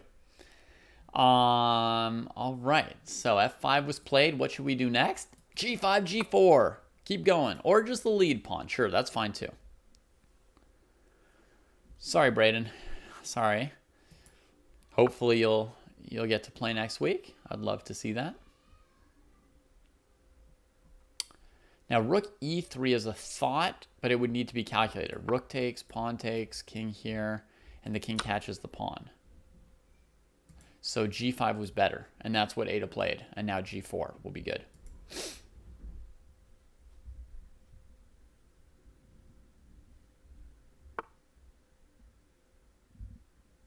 And Bozos goes to space. It's Canty and Dennis Boros today, yeah. Oh, you've been looking at Endgame Sensei? Like with Kostya and Jesse? I've been working on my endgame, Braden. I've been working on it. It's not like good or anything yet, but it's not the dumpster fire, as people say, that it used to be in my early life. So it's nice that there's one thing I do a little bit better now than before, since most of it is like worse. Like I might be worse at finishing tactical games than I was when I was a 14-year-old 1700 right now. Yeah, Kostya's got dreams of becoming a GM, Braden, so I consider it my responsibility to give him absolute hell and give him the best training I can. So I think that's the secret to my motivation on Endgame Sensei. I mean, in general, I'm always a very motivated person, but whenever I'm training with Kostya, I'm like, this guy thinks he can become a GM. We better make stuff hard for him because his chances are slim. So, got to come straight with the most difficult stuff you can. All right. Ada's pawns are running nicely. Good formation, right? The lead pawn always coming first, and the buddy coming up to support him when needed. Knight takes d5 could be played, yeah. And then f2 will continue winning for black. Yeah. I mean, there's no way for white to stop the black pawns if Ada continues to play well, which I fully expect that Ada will be up to the task in converting this position here. Just got to stay focused on queening that pawn. Just some mild little calculations that you have to do in positions like this. Like here, for example, don't trade because you bring the opponent's knight towards your pawn. You just push here. It's just one little example of calculating well, right? If the knight had took, then what you need to calculate is f2, knight e3, rook takes knight. Removing that piece, right? Rook d5. Sorry, Ada. It may work, but it's not as good as f2. Right? You never want to bring their piece back. in the right direction. Okay, trade happened. Bishop h6 with the grand cutoff. All right, we're going to give Ada full credit because Ada calculated. And what I mean by that is Ada spent 18 seconds thinking about this and then played this move instantly because it was planned. Ada had prepared it. Hopefully Ada had also counted this pawn race, right? That the white pawn would only get to b7, not b8. That's pretty important. Okay, sorry. Seth asked, do you consider altering your playing style knowing that your strengths and weaknesses are shifting? Yes, Seth, yeah. And throughout my career, I've altered my playing style at different times. Sometimes because I wanted to win, sometimes because I wanted to practice a different style, sometimes because I wanted to practice something I was weak at, sometimes because I just wanted to, like, you know, reaffirm my strengths. So yeah, I've always switched it up, and I still do. And I'm always pretty aware of what those strengths and weaknesses are. So, nice game from Ada, taking it down. Letting Broniua know that there's some things to learn up in these top section of the dojo. All right, and let's see, in progress. 1600 plus still has 2 games going in round 3, and they are the highest boards. Let's see what's going on here. So first of all, we've got rook and 2 knights against king. The rook and 2 knights are trying to do some kind of weird harassment on this king, like a pseudo mating attack. If this knight went to c4, black would at least have perpetual check. White's got the passed pawn on the board, so black needs to either like send all the knights back in a hurry to cover all this. It's going to be hard to fight this h-pawn for the knights. Or black needs to set up an attack on the white king, right? So,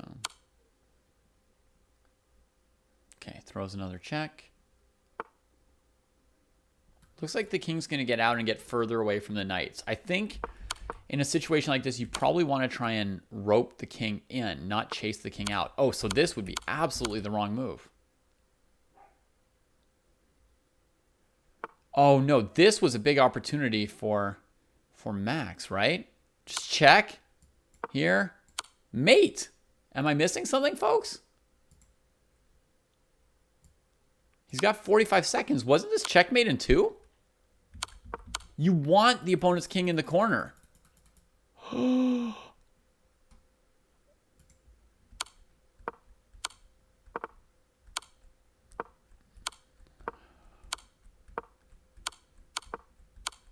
Okay, it's a lot of checks. It's definitely a huge check count, but it's not mate. It's not mate. Oof. So Seth, Kasparov never fell off a cliff, by the way. I mean, the theory makes sense, but Kasparov retired when he was the #1 rated player in the world. So he never fell off a cliff in his like professional chess play. If that makes sense. Oh my goodness. No, you need your last pawn to win the game. What are you doing, Linek? No, don't take the last pawn. You got to try and mate him now.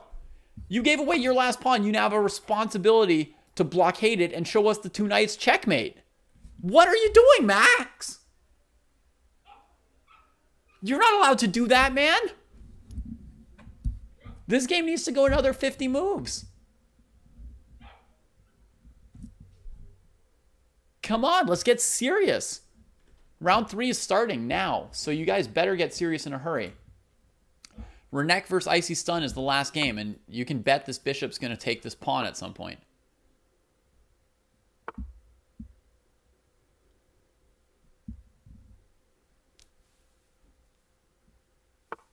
It's probably a draw anyway on h5. I mean, he can maneuver the knight to blockade on h7, but whenever the king comes off of h6, the pawn gets all the way to h6. Yeah, it's a draw. It's a draw. It's a draw, but okay, then I'm just, why didn't he defend his last pawn? That's just, I mean, defend your pawn. No? Was there no way to do it? So here.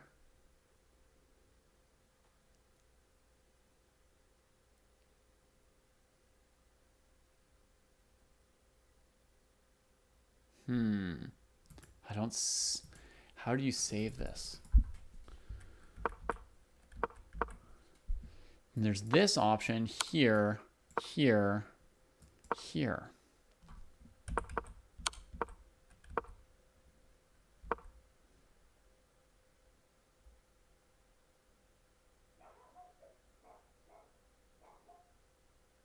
Knight c6, knight e5, check.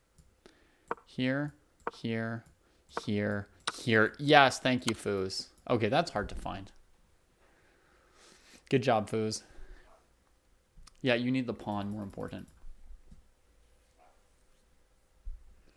Okay, guys, it's time for round 3. In the 1600 plus section, Renek and Icy have just drawn. We saw Chess Hoodie and Max draw as well, so this section, nobody's going 4-0 today, I don't think. This is going to be a very close-fought tournament. But come on, you got to be serious if you want to win the tournament, Max. Let's get it. Try to get that 3.5 now, okay? Maybe Kale still has a chance for the 4-0, right? Yeah. Kale and Trainer Sjord. Trainer Sjord and Kale, they're playing each other. And Kale's trotting out the Benoni. Oh, God. No wonder his profile pic is like this. That's either him like hitting himself in the face for having played the Benoni, or it's him looking at a position on the board where he played the Benoni and going like, oh, God, what do I do? That is a clear Benoni pick.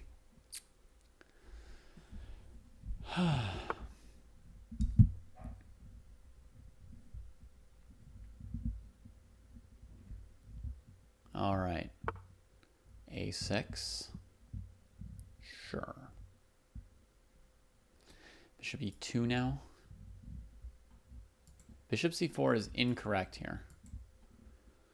Bishop c2 might be playable. Bishop d3 to c2 might also be playable.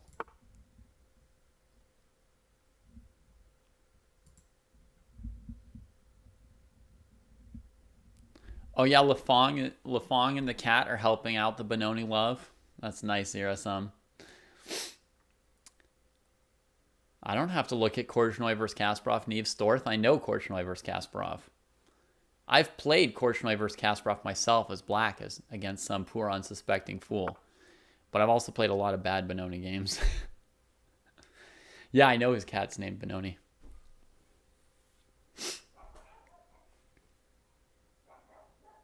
I've played the Benoni with Lafong myself.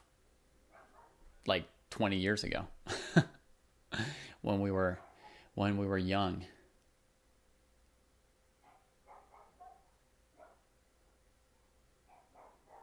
You want me to show Kasparov Korchnoi to everybody else?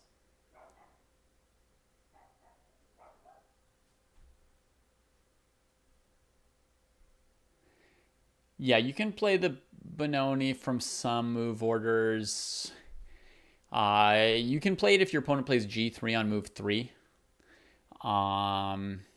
You know, like let's say you're like playing towards like a Nimzo Indian kind of structure and your opponent plays g3 on move 3 aiming for a Catalan. Then you want to play c5 for black is perfectly good there. The Fianchetto is the only variation off the top of my head that's not good for white against the Benoni. Okay, Mr. Pums, do you know how to click like an X to withdraw from the tournament? I know you're pretty new to this.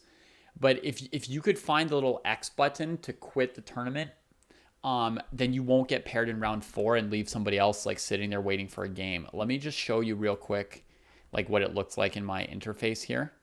It should be this little X up here in the corner right under where it says tournaments. There's a little X here. That should allow you to like leave a tournament that you're in without continuing to get paired against other people. Nice. Thanks, man.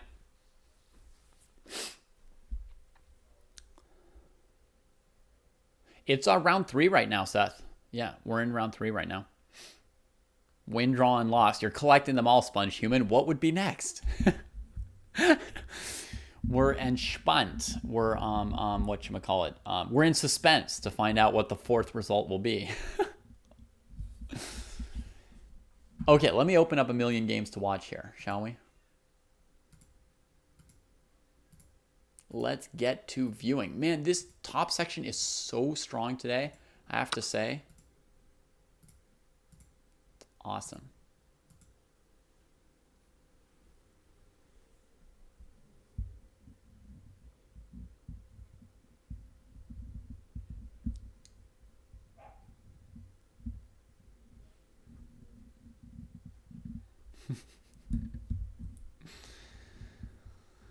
All right.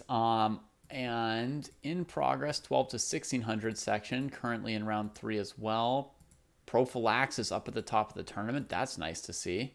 How's Prophylaxis doing against Spyro? Pretty clean, Prophylaxis. You can have a knight on d5 this game. It's pleasant.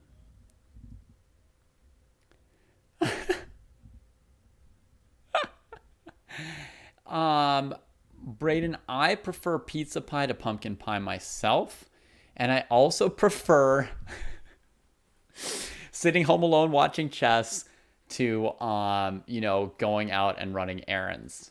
So for me,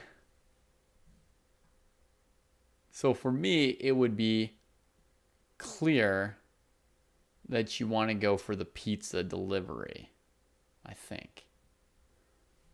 Or if you've got a frozen pizza in the freezer, you could get that on too. And Dutch is playable, yeah, Gratify. I mean, it's not like amazing, but it could be played. Sad news about the closed account, Fisher Seb. Lost one game and that was it. Very sad.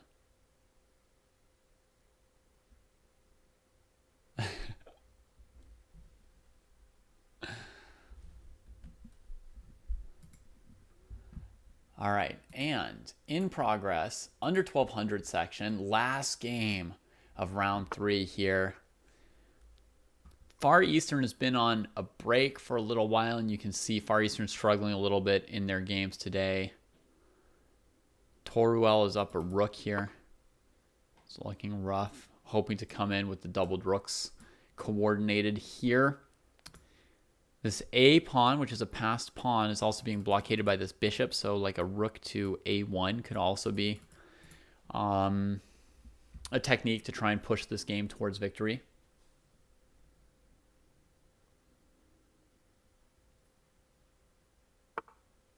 I see what you mean, Zero Sum. Sometimes I also get confused by like the delivery fee. Sometimes like when you order, there's like a service fee for making the order online. So there would be like a service fee, a delivery fee, and then like a tip. And I'm like, which one's going where and how many of these should I be making, right? If the delivery fee is like 49 cents or something like that, I definitely want to like tip a lot more than that. But like if the service fee is like, $3.49 and then the delivery fee is like, and the service fee is another like $6.49, you're like, I've already paid $10 in like extra fees, then you wonder where it's going. So yeah.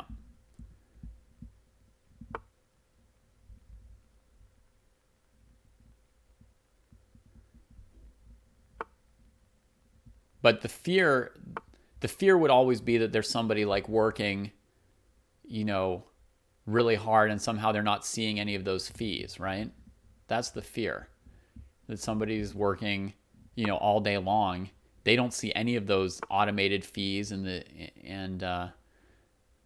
they're not making any money unless you give them tips. So I wish I could see straight through all those tips that annoy me, but I'm definitely not going to stop tipping because of them, is my not very educated take on it.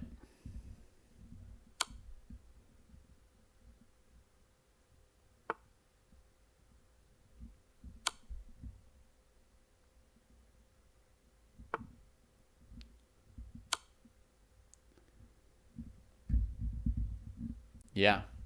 Well, it was your first time being on your own, huh, Seth? You didn't have mom or dad there to tell you how to do it.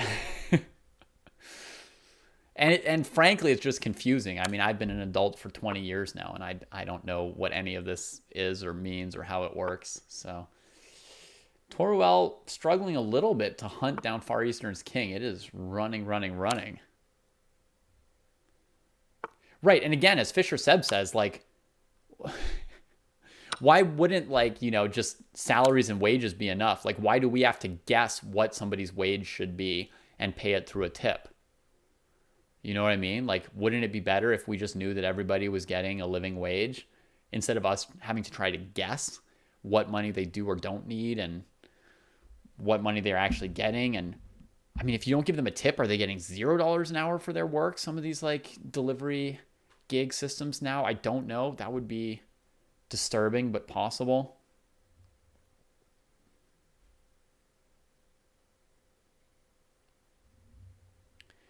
Yeah, and Pumpkin, I can only imagine. Like, it's confusing for most Americans, as you can see from the chat. And then, like, how's anybody traveling to our country supposed to understand it?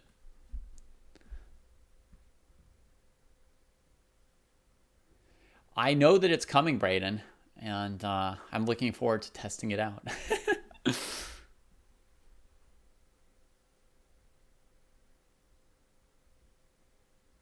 Tips at some point made sense because it was performance based. Like, you'd give somebody a nice tip because they'd been like especially nice to you.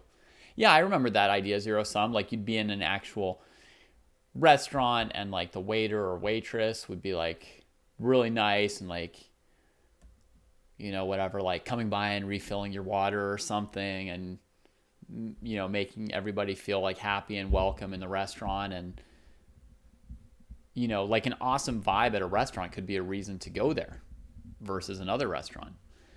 Um, but now it's all these like weird like online platforms and stuff. So it's been changed quite a bit.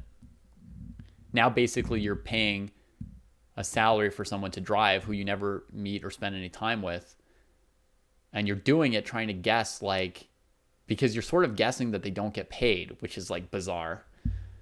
Anyway, Toruel hunts him down, and let's check out our undefeated players in the top section. Give them some attention. This is a fantastically powerful dojo tournament today. We've got really strong players, so let's enjoy something special. Let's see some of these best games. So Black achieved bishop g4 takes f3, giving white the bishop pair. I say achieved because black's so cramped in the Benoni, they'll gladly give a light squared bishop for a knight to relieve the cramp a little bit. c4, knight c5 gives black some space for their pieces. They're putting some pressure on the e4 pawn. That said, whenever the game opens up, white will still have a bishop pair. So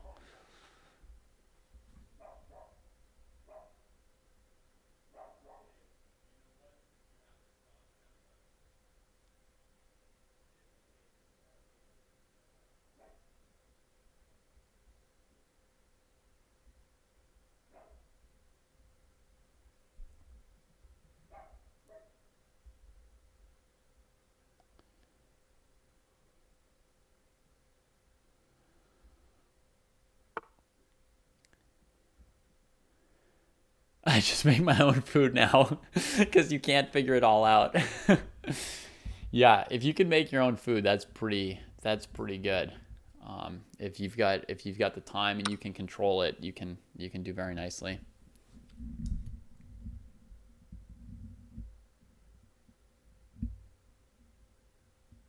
Cooking out of the garden, yes. Cooking out of your own garden. Oh, here come the white pawn duo. Good lord, black better be ready. So what's white's idea? It's probably like rook e5, bishop f4, tying up the rook. It has to trade off with check, developing white's last piece. And then white's just got the jump on development in the center and the passed pawn, even though white's down one pawn and maybe even a second.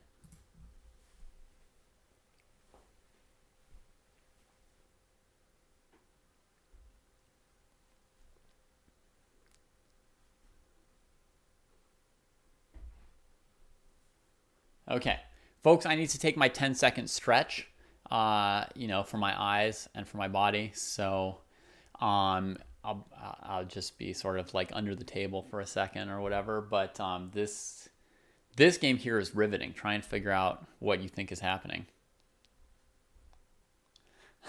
Brayden.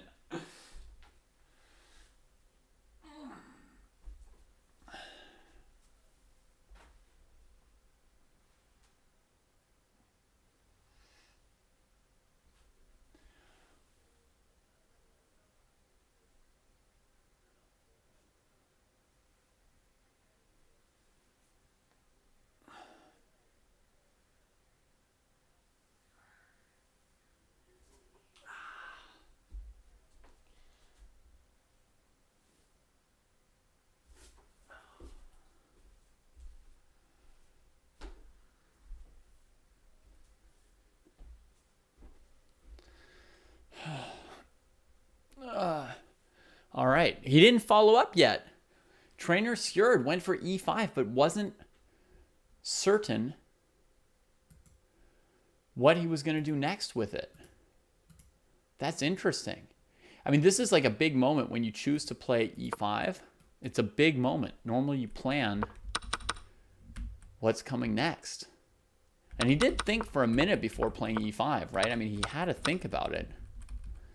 But you see the time continuing to tick down, and Sjurd is like quite a bit lower than Kale on time, right? 6 minutes against 11 and a half. And just thinking like 30 seconds to a minute on every move.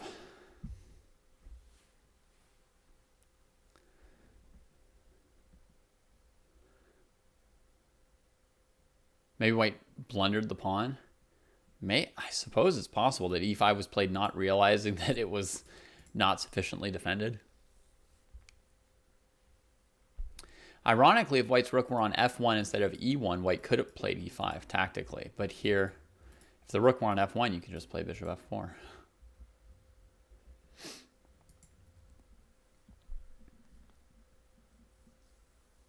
I mean, the idea, Seth, is basically to blow open the center. Here it's a pawn sack, but it makes this into a passed pawn, which can often be dangerous. And it opens two files where you could potentially have an attack, depending on the situation. It may or may not work here, but that's sort of the idea. White could also trade and then play bishop f4. Black could probably go queen h5.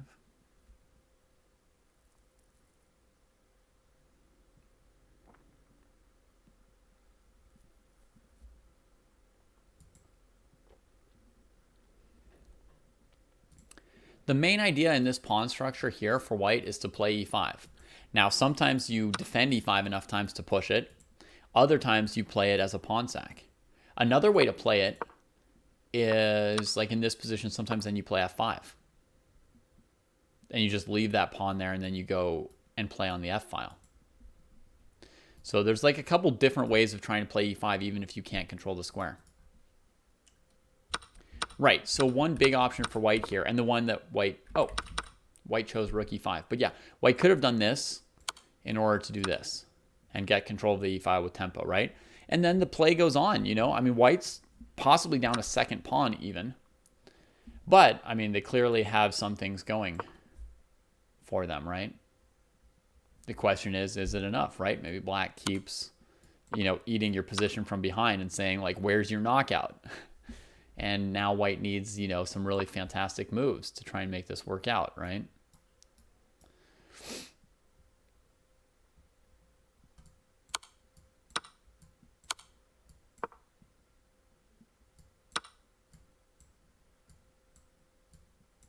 Anybody know what was wrong with this variation? Why can't I checkmate on h7?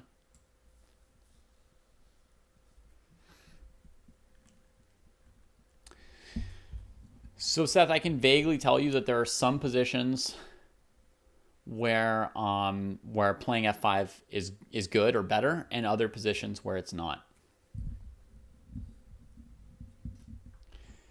Basically, I want to say, like, this defense by Black was, like, ugly, but if it works, you know, if they save the game like this, then, hey, you won the game. That's all you need to do. It doesn't need to be pretty.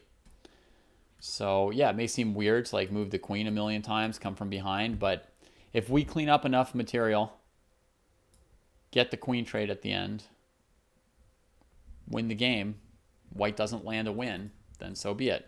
All right, here is played. So black chooses here over here. Queen h5 would try to gain a tempo on white's queen. Queen e8 tries to keep rook e1 from happening for the moment. And trainer Stewart pushes this strong passed pawn. This is a very, very tense position here still.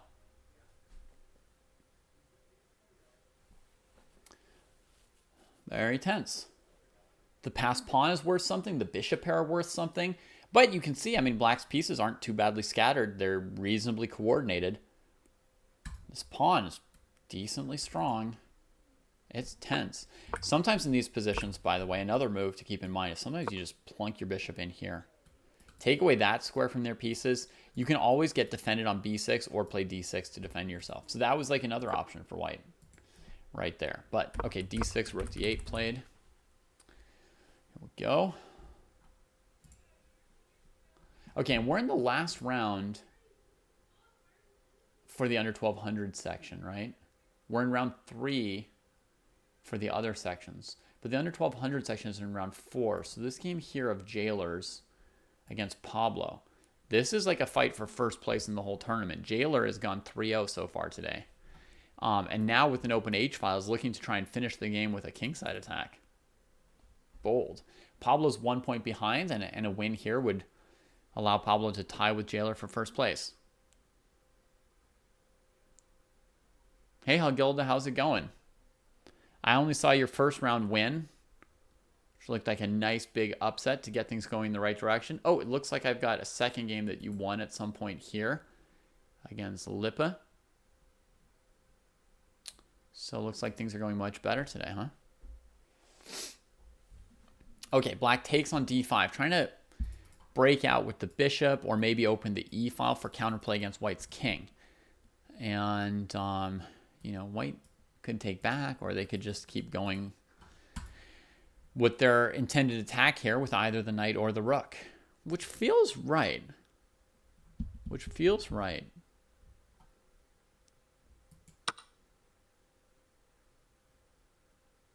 Rook h7. Okay. Oh my gosh, for a second I was afraid that rook f3 would win the game.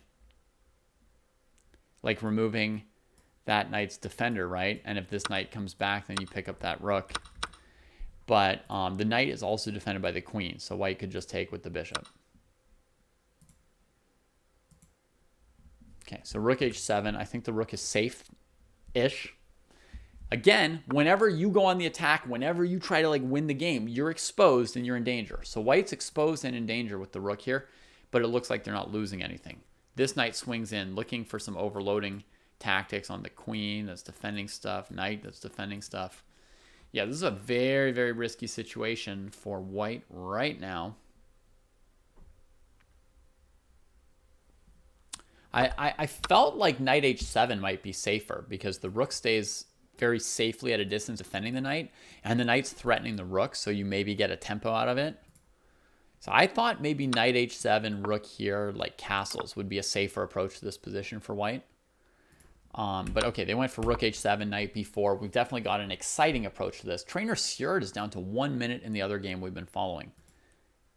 Just taking way too long. Rook d8, 2 minutes to play knight a4. Wow. Okay, the idea is knight takes, bishop takes. Stewart wants to start winning control over d7, right? The next step for this pawn. That's the idea. And if black retreats, you know, maybe the knight could go to b6 at some point. I think black will just retreat. Oh, white could also take the b7 pawn in some cases. So that could be another piece of this move. Knight e6 looks very logical, and white's response, I guess, would be bishop e5. Keeping the bishop, pressuring here, and stopping knight d4. I'm going to guess knight e6, bishop e5 is the move. Then knight d7 for black. Bishop takes, king takes. Queen b7. White gets their pawn back, and the game goes on. It's not too late, Pumpkin. Castle and Queen's fight makes plenty of sense. Yeah. In the other game that we had. Okay, white starts to gain control over this square.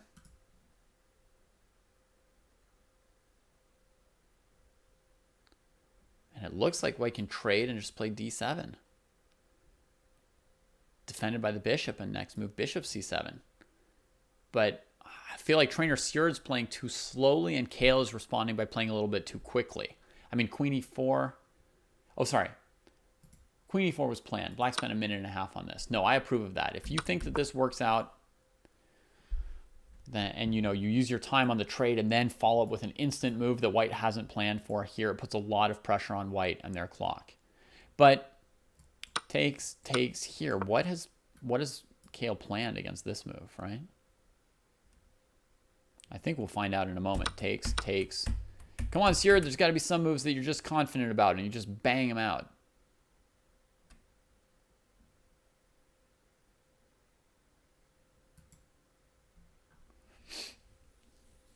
Right, Seth. The queen trade on e4 is to deflect the knight from covering that d7 square so the pawn can get through. And black can play like knight c5 or knight f6 in response, but then bishop c7 is going to force an exchange sacrifice, right? Black will have enough pawns that this endgame is going to be super close, but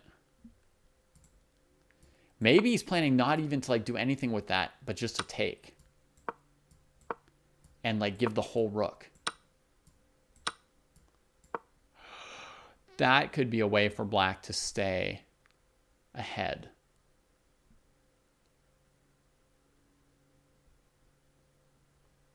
Not only that, the pawn seems to just queen, right? Because even if you come here, check. Here. Oh no, there's bishop f4. Okay.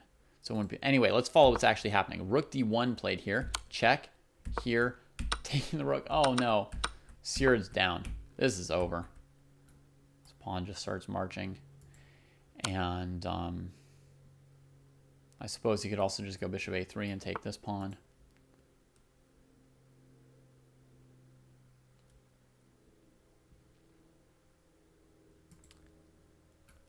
But yeah, I mean, knight f2. Sjurd, where's the confidence? d7. You got to go for something, right? Then on this move, maybe try this move since you can't deal with this pawn anyway. With the idea of rook e8 if the knight moves. You've got chances. You got to go for a chance. Kale playing this very bizarrely. You can't blockade this pawn on a light square. You just have to attack it. If you don't like the pawn, just take it. If you don't like their pawn, just take it. Stop blockading it.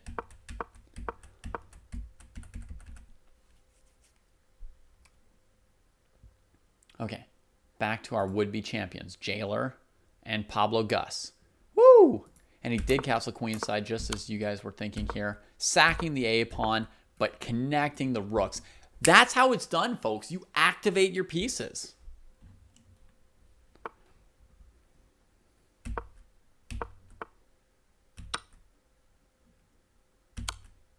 Whoa! Oh my God! Jailer is puzzle rushing, folks! Puzzle rushing to the championship!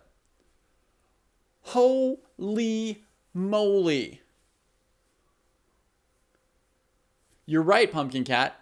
Rook h1 was the main point. To get that second rook into the game.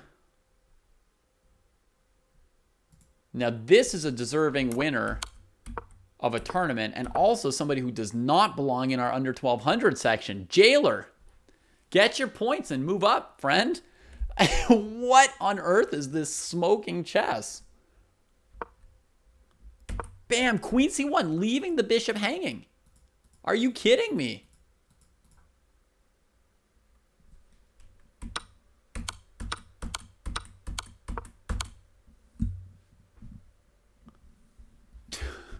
Two rooks down and the mate in the bag. That's coordinating all your pieces through this one h1 square.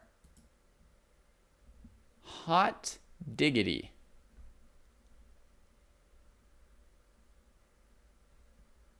Hot diggity. That does not belong in an under 1200 section. Brush yourself off, Pablo. That was rough, but don't worry. You don't normally have to play against something like that. You do not normally need to face that level of incisive brutality. in an under 1200 section. Honestly, it's never before seen for somebody to both lay out the game that well and have the tactical wizardry. No. Never before seen in an under 1200 section. Good lord. Impressive, this castle's queenside, right? Nice.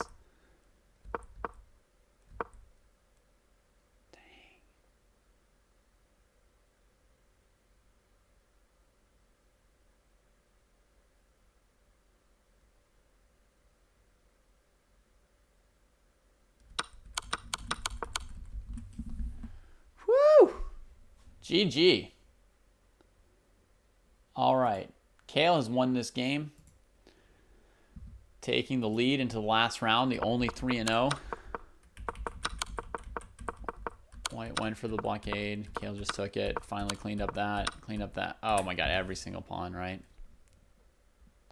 Was bishop c4 a good move as well at the end, Pumpkin Cat? Yes. But I think black has d5 to block that diagonal. So it wouldn't have...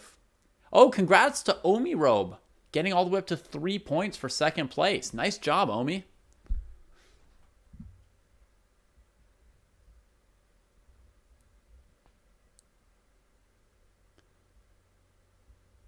That's right, Seth. Queen c1 is the move, which, like, if you weren't under 1200... if you were not under 1200 either and your opponent played queen c1, you might be able to realize that they've got this kind of an idea coming. Right? Because, like, what? They hung the bishop. They retreated the queen to a really random square. This could clue you into what they're up to. Nevertheless, it would be hard to even notice that, and then harder still to come up with the defense. Do you guys want to see if we can defend against Jailer? If we can come up with anything to stop this intended checkmate?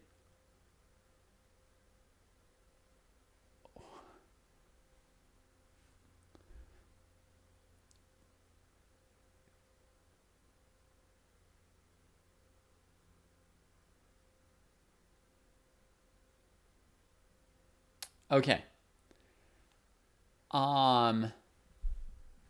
Right. So Braden points out that rook f3, trying to like distract pieces from the area, you know, fails to the fact that white just ignores your rook. And the king gets one step, check, a second step, mate. So that could give us the idea of what if we got the rook and queen out of the way so the king had an escape route. But unfortunately, we've only got one move. So the queen and rook can't both get out of the way. So the answer to this position is not an escape square. So the only answer is going to be a block somewhere on the H file. That's the only way to stop this, right? And so, as Icy points out, rook f6.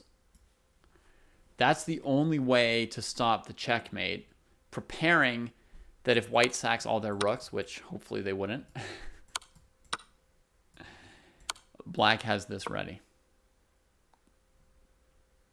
And once you put the rook on f6, it's not going to be super easy for white to break through or finish off here. So that's going to be a real defense for black. Yeah, this is really going to make the game still very difficult because it also starts to build an escape route for the king, right? Your next move, you know, be it queen d6 or queen e2 or something, might start to build an escape route for the king.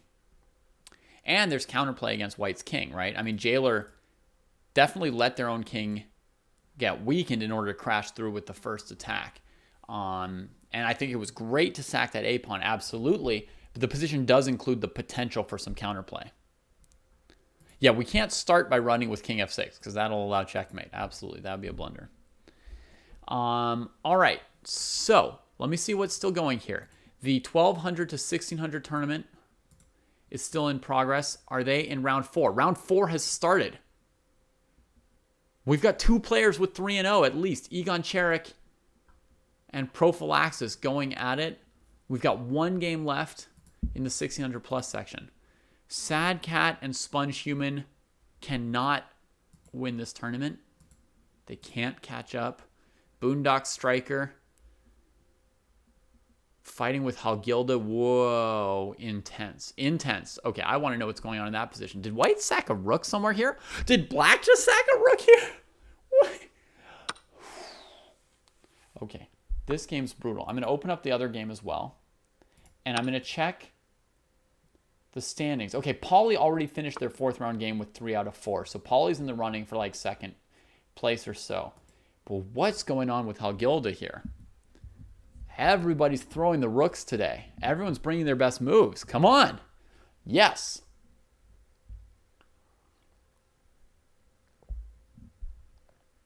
Some pizzazz, some panache, some trying to take the game into your own hands and smash it. All right. Should we back up a couple moves for context? Knight c5 takes. Bishop b2 trapping the rook. Bishop c3 takes. White was already down a piece, folks, because that was just a rook for bishop, which should, you know, give some chances on dark squares. Except white was already down a piece. What happened? Oh my god. A terrible blunder from Halgilda there. That should have just ended the game. I mean, as far as... I'm not saying that Halgilda should have resigned, but I mean, that should be enough for black to win the game, to get a piece like that early. But Halgilda still got all the other pieces, so game goes on. Bishop here, rook here looks good. Queen f4 getting out of the way, doing what you can, but you're limping around down a rook. Bishop c7. Trapping that rook. Sacks. That's too much from Boondock. But at least Boondock's using the rooks, right? That was the lesson from the previous game, was like, get the rooks in.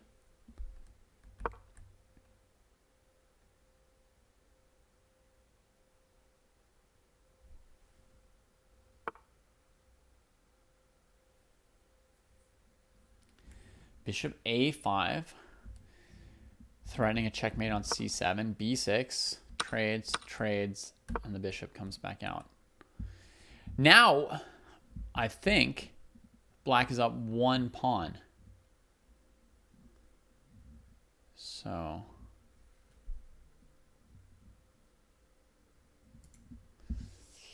Here, Pauly, I'm going to send you a link here in chat. You can see the game that won the under 1200 section. This was the last round matchup of the 2 highest scores in the under 1200 section.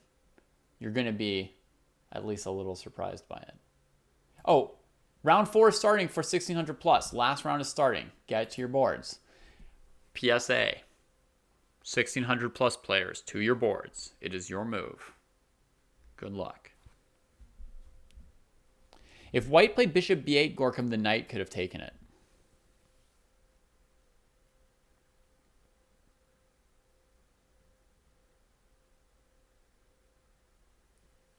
Nice. That's about as good as it gets in chess, Penguin. People are generally always dissatisfied with their play, but if at least they had fun, like that's about as good as it gets. For me personally, Penguin, I find there's a nice like balance and rhythm to life where playing in a tournament gives me some like motivation and direction and interest in terms of what I want to study next in chess. And then studying in chess gives me some motivation and interest to go play in a tournament and try and deploy some new like skill or ideas that I've learned. So, I think being dissatisfied with the play, it's pretty normal. But if Penguin and Ryan are having fun, I'm glad. Thanks for hopping in, guys. You know, I hope we'll see you in some other tournaments in the future. Oh, got the material back with the E file. Nice. Very nice. So that was good play, focusing on this poor bishop here. And this bishop was awkward. I don't know if there was any better way for white to extricate here to try and like save this bishop. Maybe the best move for white here was king d2, huh? Because now your bishop is allowed to move if black gangs up on it, and your rook is allowed to move if you need it for, you know, playing purposes, whether it be attacking, defending, controlling squares, or whatever. So I think king d2, that might have been the answer for Halgilda right here, right, folks? And then without that move, Black Boondock wisely heads to the e-file, wins the piece, and oh no! It was a trap! It was a trap!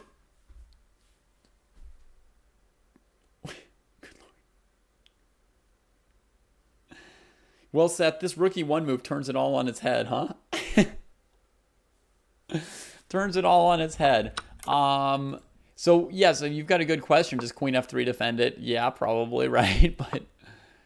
But now that we see this trap,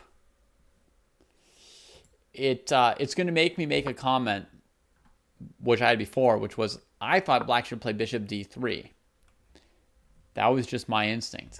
I didn't calculate anything. I was just, looking at my computer and, checking out my beautiful hair in the webcam and everything like that. So I didn't calculate anything. My instinct was bishop d3 would be winning. He played queen e7. I thought, great, he's on the e-file. We won't even mention bishop d3. But now it looks like we need to mention bishop d3 because black gave white this option. Yeah, black can take and still be in a good situation, but it'll be very tough to convert that. It's there's still gonna be an epic battle. So it looks like the more precise move for Boondock was bishop d3, attacking the bishop with these low-cost pieces and leaving the queen on a good square. You could also do the what piece is on the best or worst square, right? This is the piece that needs to be fixed most, right? It's undefended. It's dangling. It's not coordinated with any of the other pieces. I know these are tactics, not strategy at the moment, so tactical considerations should prevail. But notice what I thought white should do. King d2, tempo on this badly placed piece, and room for our worst piece to get improved for white. Sometimes strategy does actually explain which moves happen to be the best tactics. And here that's the case, right? This badly placed piece should come to d3 and win this. Instead, queen e7 got played, and I think we're in for a more complicated game still. Boondock Striker down to 4 minutes trying to figure this out. Or bishop e4 hitting the rook, and then bishop d3. That should be about the same to Routh. Yeah, I think that's acceptably comparable. No, wait. If you play bishop e4, you give white the option of castling to Routh. I don't think that's as correct. Right? I don't think that's as correct. Yes, Seth, black should take on e1 for sure. But a lot of lower rated players don't have any experience playing with multiple pieces against a queen, and they just don't believe that the multiple pieces can beat the queen. So they'll just be like terrified of doing it. And I mean, I know for myself, early on in my life, I had heard that a queen was not as good as two rooks. But I was terrified to trade my queen for two rooks and try and coordinate two rooks against the queen. I just didn't believe that I could do it. And a rook, bishop, and knight is even better than two rooks, but in some ways, even more difficult to coordinate. So I could imagine black being very low on confidence here, but eventually does the right thing.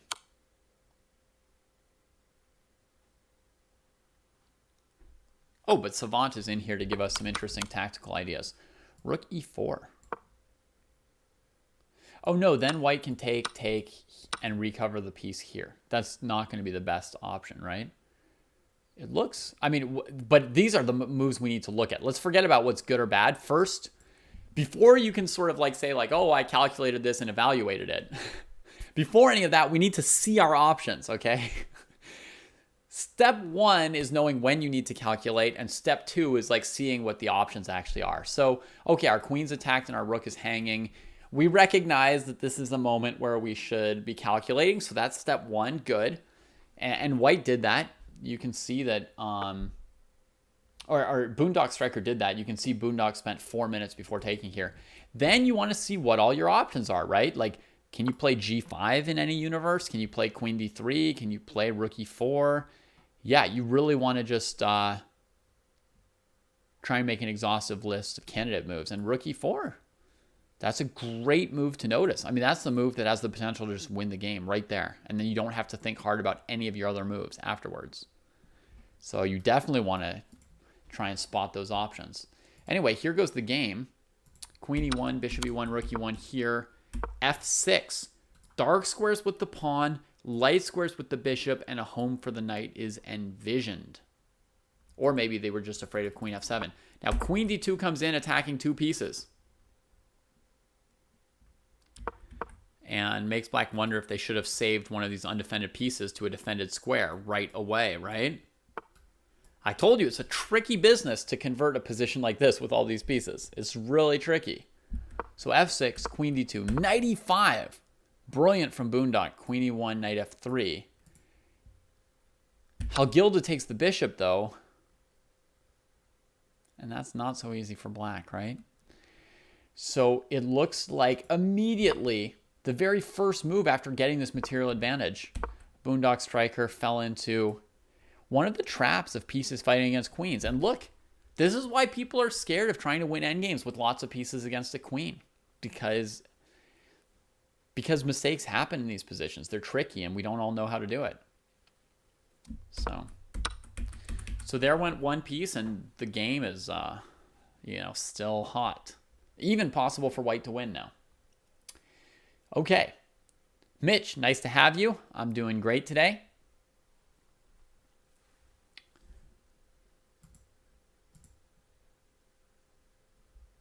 Let's open up the last round games for the 1600 plus section. We got a huge 1600 plus section today.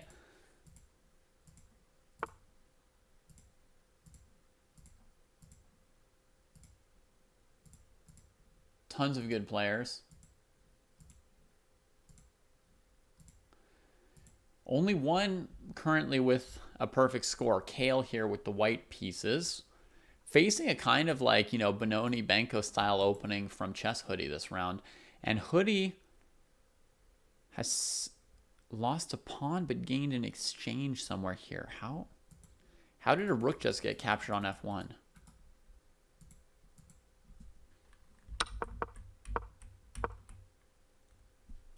Oh, a debate over this pawn on a6.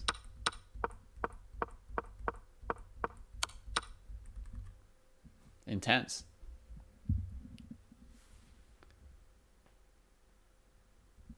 Nice, Mitch. Glad to hear that. Good work.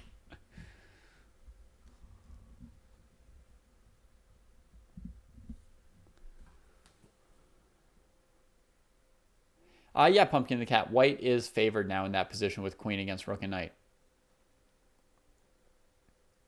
Yeah, make sure everything is defended all the time and slow play it. Yeah, that sounds like the recipe, Polly. That's also Magnus's recipe for a lot of other situations in chess, right? Not everything, obviously. He's played some slaughters, but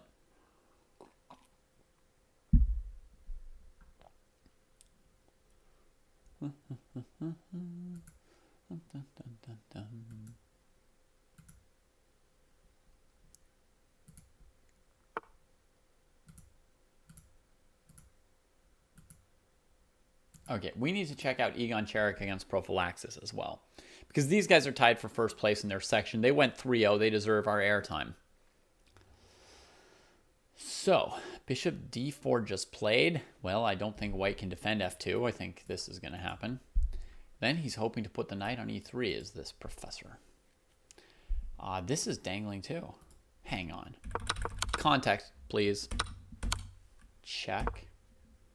Knight a5. If queen takes, rook takes. If rook takes, rook takes. Queen takes, rook check. Okay.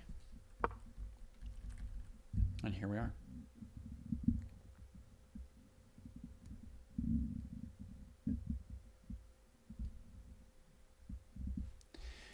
So what white's going to want to do is trade and probably come into c6 with the knight. Yeah, that's good. That's very good. Oh, that's winning. That's actually winning.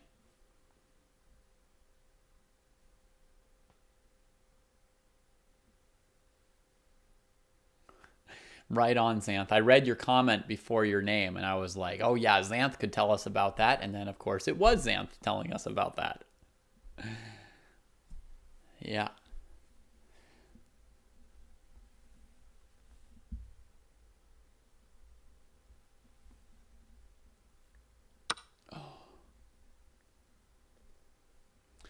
Knight c6 absolutely crushing here. Egon Cherek on a tear.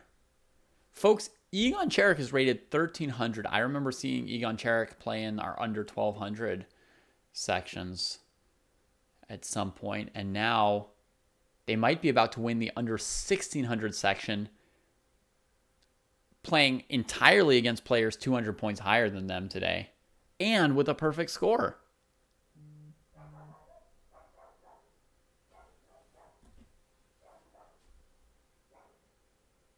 Sorry, 1 second.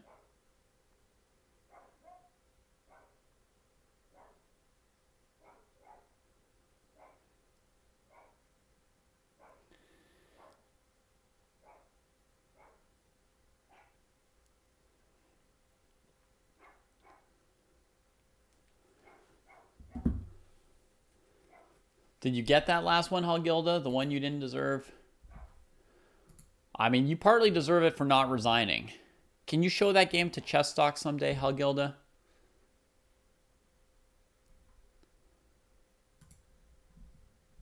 I tell you what. My student would have resigned here, Halgilda. Right here. At least a week ago. I've been telling him for a week about not resigning. But a week ago, he would have resigned in this position. That would have been the end. 7 moves in. You got to play another 44 moves and checkmate your opponent.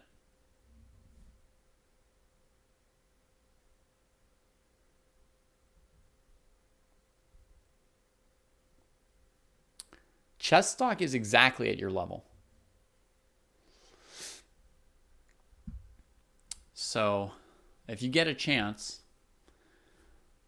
please show him this game. Congratulations. Nice perseverance, Halgilda. And 3 out of 4. That's a huge score. Very successful tournament. Very successful tournament. Did Egon Cherek play Knight c6, though? Sorry, I gotta keep the whole thing running. Did play Knight c6. Oh, no. Played queen here, not rook here. Egon, the tournament was in your hands, my friend. This was the end. Here. Then wherever the queen moves, here. And then here. Oh, you could have put him away. You could have put the professor down.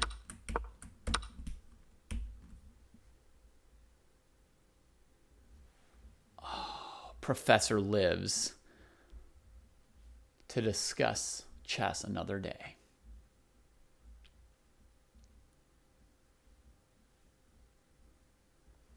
Queen c5 would actually be a blunder here. Because oddly, white can play queen b8 check, queen takes h8, and defend the knight from there. So Professor castles correctly.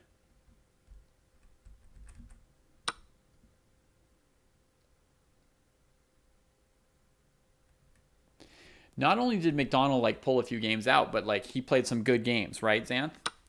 Like he was overall outmatched, but the point to realize is that McDonald already had some strength. Like he had strengths to his games. He had weaknesses too, but he had strengths. He brought something to the table, and just because somebody's better than you doesn't mean that you don't have something cool to teach them also, right? So McDonald contributed to the development of chess ideas.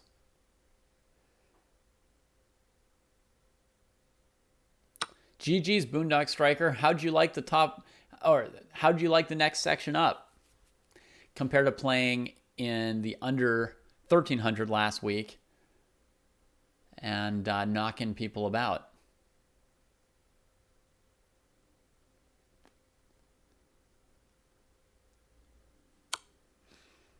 Uh-oh. No! No, Egon!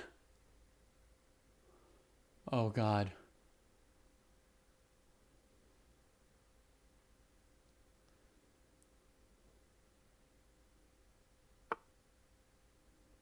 The win is gone. The win is gone.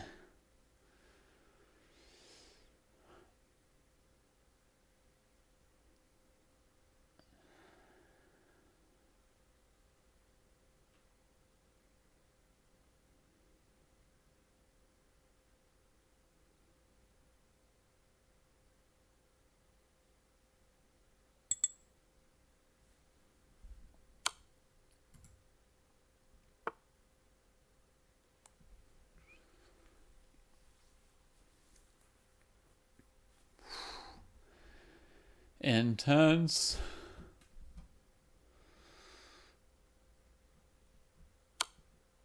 Good prep to play against the kind of people you'll be up against, the tough people, right? Boondock, in the VOD, you'll find pretty much full coverage of your game with Mademoiselle Swan from probably round 1 or 2. So you can check that out.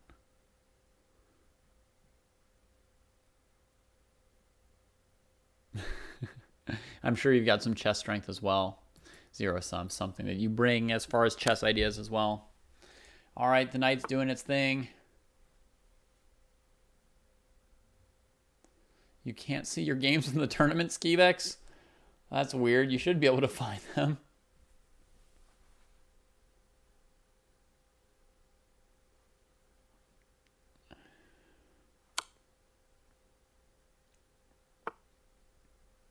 Egon Cherrick is up 2 pawns. Prophylaxis could take a draw by repetition, right?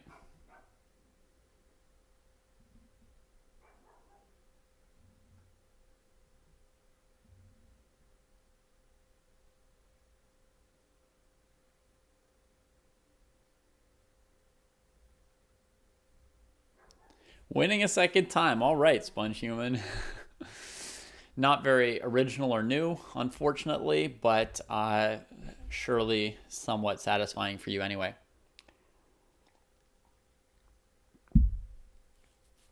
Anyone see a way for Prophylaxis to try to win this game, or should he be taking the repetition draw here?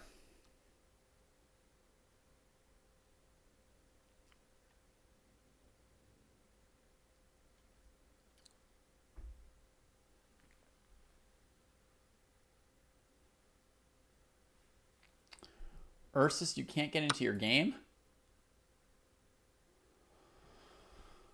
Here you are against Francis. Just with your clock ticking down hopelessly. It's horrible, I'm sorry. Well, I'm sorry I can't troubleshoot it for you. You're going to have to try and do a bunch of things. Refreshing, logging in, switching back to your computer. I don't know. You gotta find a way back. Hit all the buttons, right? Just on your computer.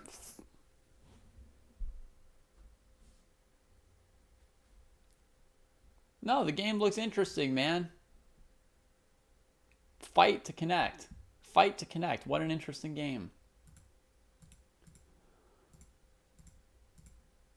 Here's Egon. 17 seconds against 10 seconds. Ah, the queen is dead!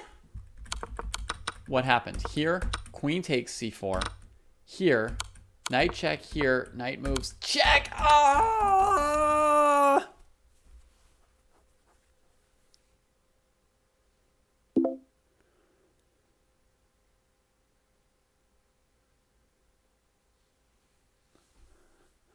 The professor tried too hard to get the win. And Egon Cherrick at 1,300 wins the under 1,600 section. Oh my goodness.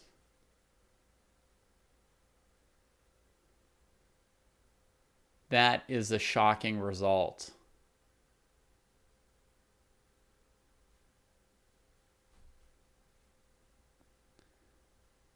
That is a shocking result. Bravo to Egon. Fellow tournament winner Jailer sending his congrats to Egon right here. Yeah, Francis, it's Johannes Brennan who's sort of locked out at the moment. Wow, bravo, Egon. Great tournaments for Pauly, Hulgilda, and Prophylaxis, also scoring 3 out of 4 each.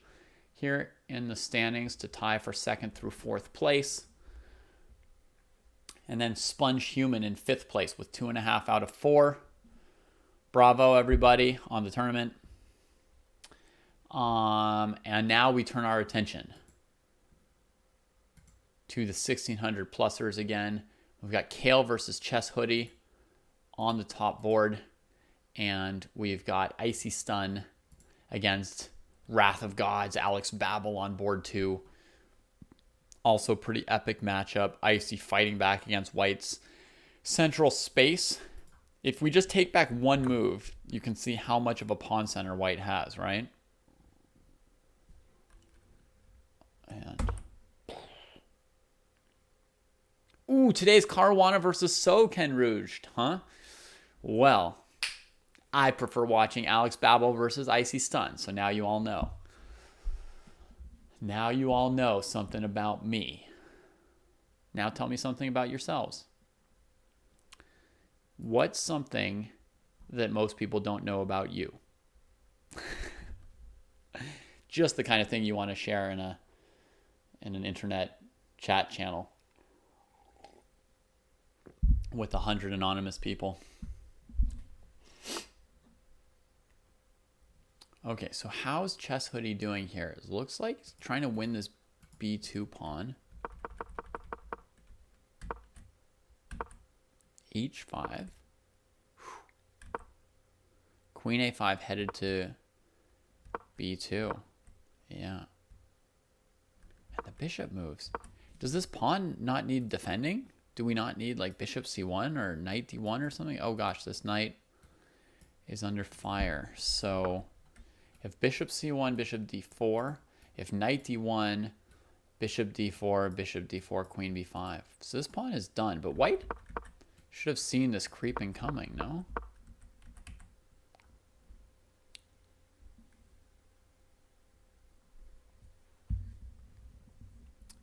Polly with the first chess book.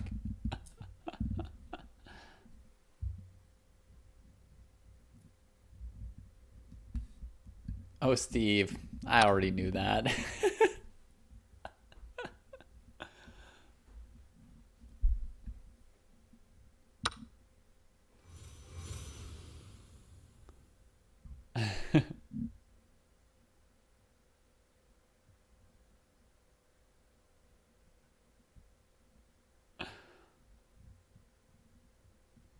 Hey, 17, you missed a really great one.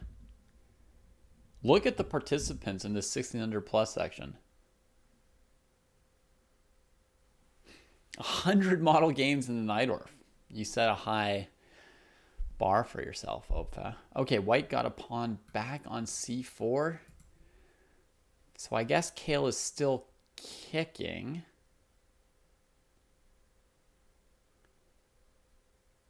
But it's sure a tough position. I imagine Black could consider this to take this. I mean, what they'd really like to do is bring this knight out at some point. And I suppose they could.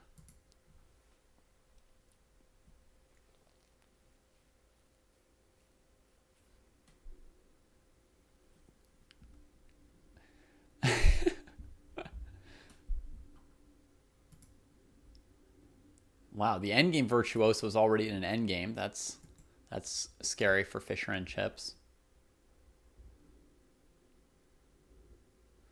Do you guys think that a name like the endgame virtuoso is good or bad as far as intimidating opponents, right? Because like if you're in an endgame, they might feel intimidated, right? Like, oh shoot, I'm in an endgame against the endgame virtuoso.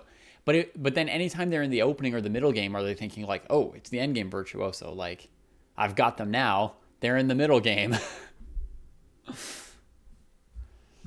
It could also be somebody who's good at everything except endgames. Yeah, and ironically calls themselves the endgame virtuoso, like Little John or a giant named Tiny.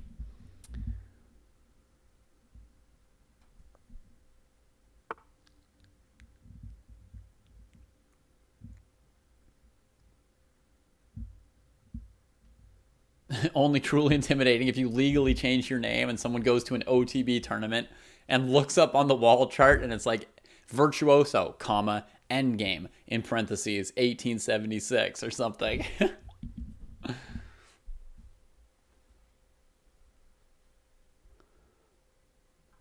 All right. Right now, I mean, white's got these weak pawns on the third rank. So what black should be doing is, I think, putting the rook on the third rank. In this case, the third rank is the new second rank, right? Why do rooks go to second ranks? Same reason that bank robbers go to banks, right? Because that's where the pawns are. So when you've got a situation like this and all white's pawns are on the third rank, what you're looking for is a way to get your rook to the third rank. Here already, look at this. This was the first chance the knight's not on c3, and it's already the correct move. Right? You can always recapture this knight next move. And actually, black's going to win the endgame if they put the rook on the third rank here. That's a winning rook and pawn ending right away. But black traded. White developed the rook. Black should still go to the third rank and start eating. Played the king up.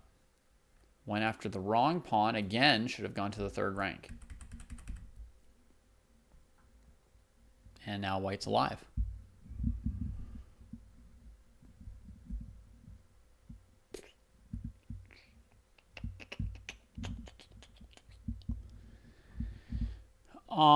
Yeah, Steve North, I know how you're supposed to learn it. So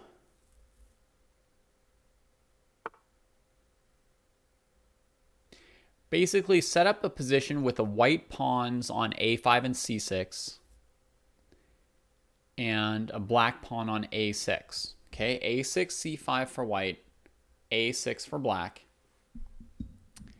And just play around with that position, moving the white king and black king around for a while. That's the position, the easiest position, the most classic position for learning corresponding squares. Okay, here we are. White's activating the king. Black should still be eating white's pawns here. Maybe I would stop off on h4 at this point. I mean, that's just, I mean, it's like right in your face. Yeah. Oh, you've already watched 3 videos about it? I think you're set already then, Steve. That's enough. You don't need any more recommendations.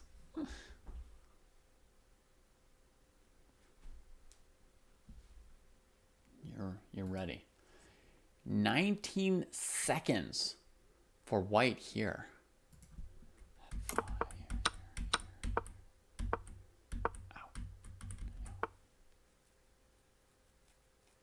It's a nice position for white. I would definitely like get the queen off the back rank at some point here, just to connect the rooks and cover these squares a little bit better. So I would go to d3 probably with the queen. White seems to just be like marking time with, you know, seconds on the clock, not knowing what to do. Very, very early in the game to have no time on the clock. But yeah, queen up would be a small improving move.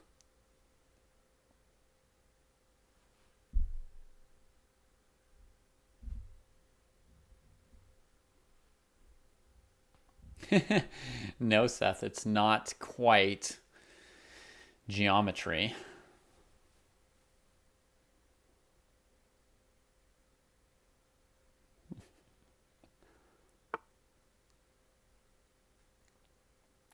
It shouldn't take 3 videos to know what a corresponding square is. I mean, I think like 1 video should do it.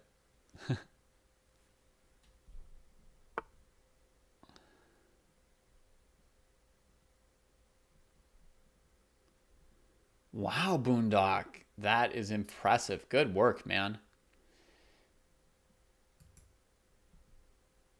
That is really impressive. One of my personal inspirations in life is a dude I've never talked to or met or anything like that, but where I used to live, like a couple like a mile or 2 away from where I am now.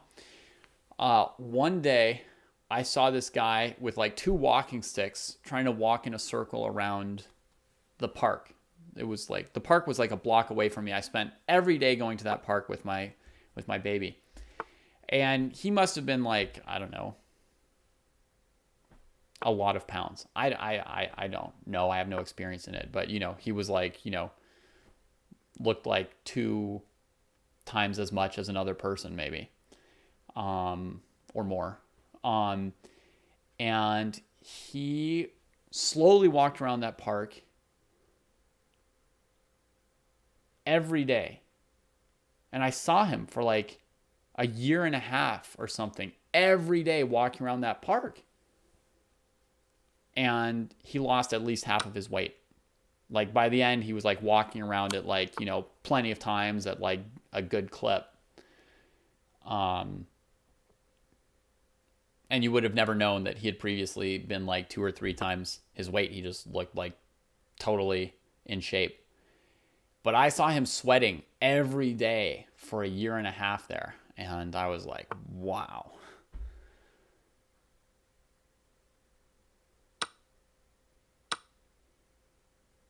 Very impressive. Okay, Babel's still kind of got control of this position, but anything could happen. He's got low on time. He wants gf5, gf5, and checkmate here. That looks pretty strong. So the bishop just going to cheekily grab a pawn over here. No, g6 would be hanging. Icy tucks and defends for the moment.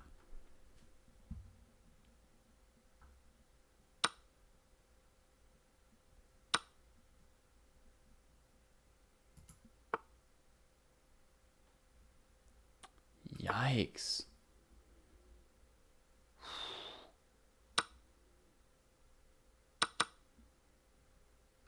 Oh man, even the precision not to take with the knight first and put the bishop here. He threatens checkmate. He's forwarding e5 and he wants queen d6 to go into this endgame, I think.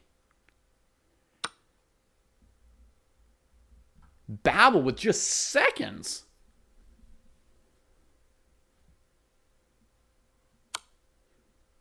Uh-oh, he got checked. Always scary when you've got a couple seconds on the clock. Now there could be like rook d8 to d2. You've got queen h6, but you're getting mated too. Icy's got 7 seconds as well. Chooses a defensive move. Holy moly, I think knight h6 wins the game. But it doesn't get played.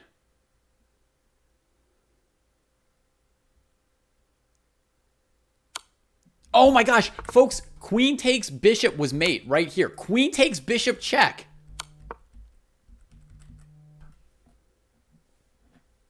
Hello? Are you done? No, I'm not. Oh, I thought you were done. Okay, never mind. Maybe 5 minutes or so. Okay, fine. Bye. Oh my goodness. He does it. Alex Babel. What a battle. And we can't collect ourselves. There's 10 seconds left on this game here. Kale was still down the exchange and is still going to eventually lose this endgame. I think. There's a corresponding square for you folks. Where should white go?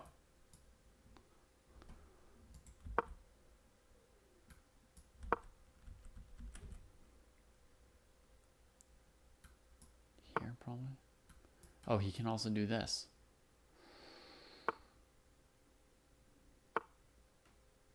Oh, he had a reserve tempo.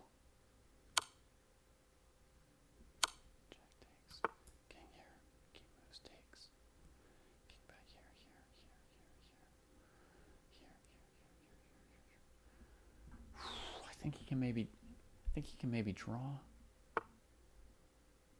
Has to go back here. No, not there, not there, not there!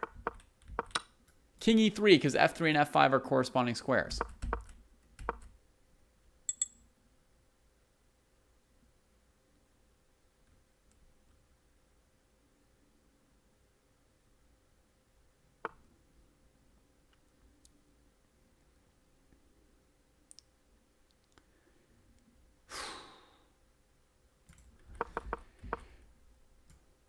Drop back this way. If the king comes here, you come here.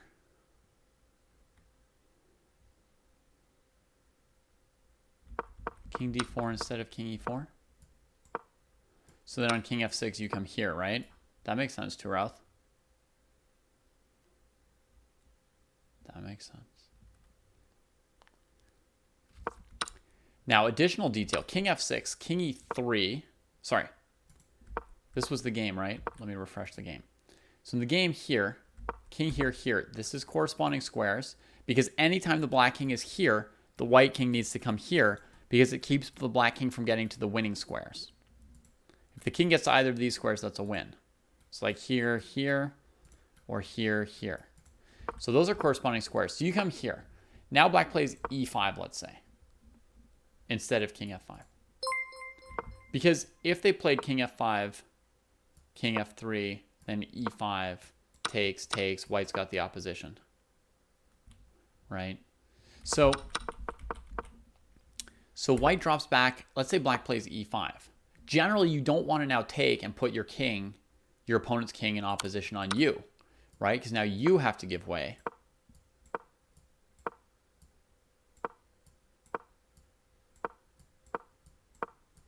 And lose anyway, right? So when the opponent plays e5, you need to play one more important precise move. King e4, you wait. You force them to take, and then you have the opposition and hold the draw here. Whoo! Man, y'all were just asking any resources for learning corresponding squares, and then Kale and Hoodie gave it to you.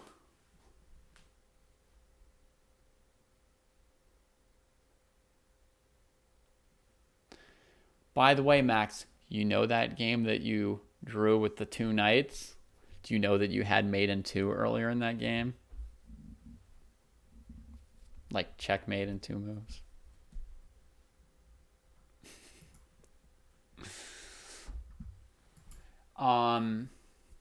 Okay, we've got 1 game still going. Let's give them some airtime. Whoa, extra rook. The virtuoso came through in the endgame as soon as we looked away.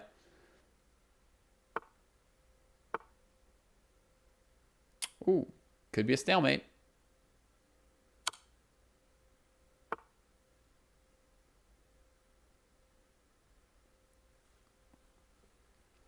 Chess Hoodie, I think you won the tournament. It's nice of you to congratulate your opponents, but you just won the tournament today.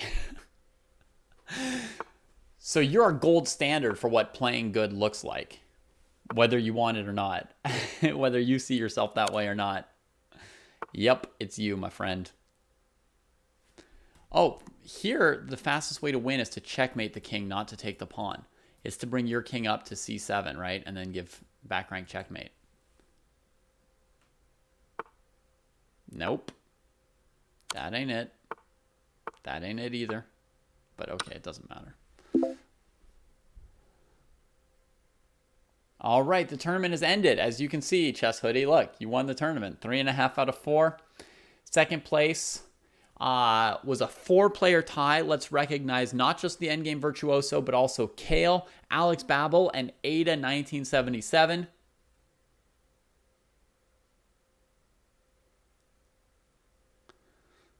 That was a surprise. Did you have a sense of how many games you'd won, Liar? Because it was a lot. Thanks for a great first Chess Dojo tournament. Oh, nice. You're welcome. I'm sorry that that the message didn't like pop up visually for everybody, but I guess that was probably Ryan, because I know Ryan was playing his first tournament. So Ryan, you're welcome. Thanks for the generous entry fee. And yeah, we were super happy to have you. We hope we'll have you in future tournaments too. Great tournament, everybody. Congrats. Super turnout, super performance. That was nice and strong.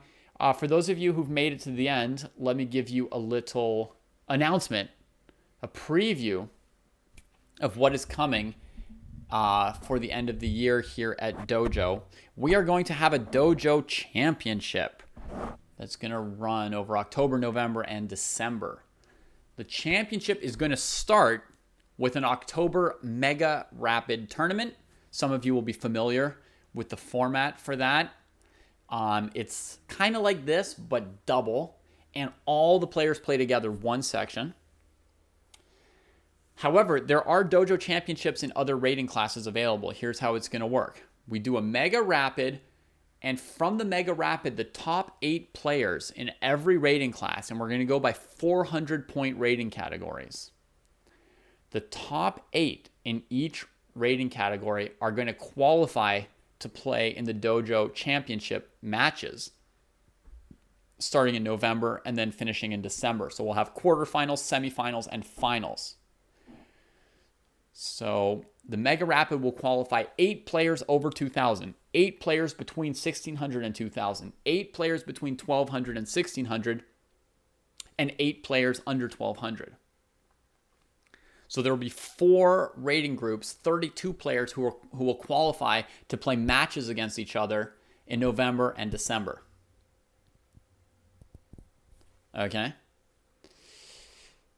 The winner of the Dojo Championships will be playing a match against the loser of Nepomniachtchi versus Carlsen for a spot in the 2023 Candidates Tournament. That's how it plays into that, Max. But let's not get ahead of ourselves. First, we've got a Mega Rapid to play. It's going to be the last weekend of October, Halloween weekend. And I don't know yet if it's going to be Friday, Saturday, or Sunday that weekend, but it's going to be that last weekend in October. All right, so I will get a date out for you as soon as I can. So, yeah. So, I hope to see a lot of you there. Today's turnout was great. Would love to have you guys in the Mega Rapid. And let me say one last thing. I'm considering making this Mega Rapid Championship 10 rounds instead of 8 rounds. Because it's like a qualifier for the championship, and I really want to give people like a chance to play enough rounds to sort of like shake out who belongs in the championship or not. But it might be over the top. So let me ask.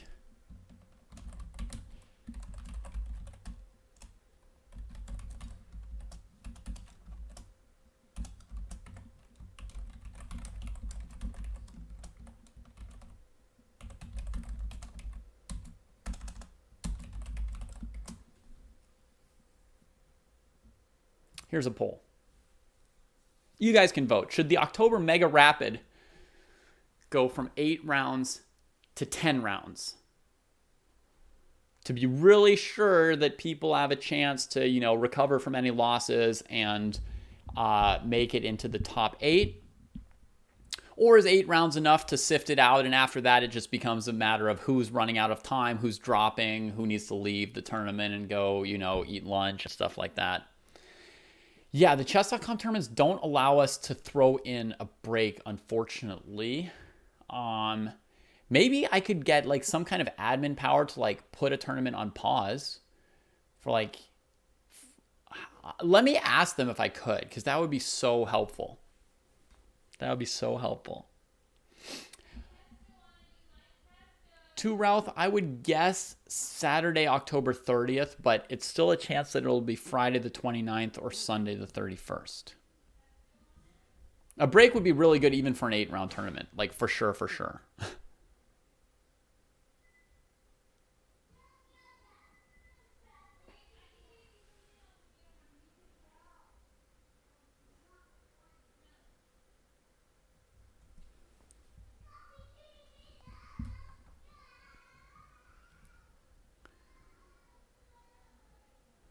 Oprah saying maybe slow it down to 10 plus 5. One person saying maybe speed it up to 15 plus 10.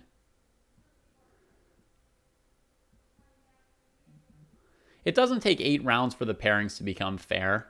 People start playing people around their own rating within probably 4 rounds.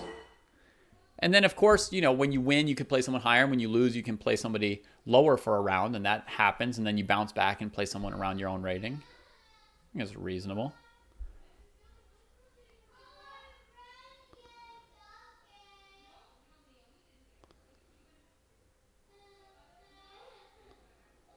Yeah, I'm afraid that 10 rounds would be too much endurance and not enough of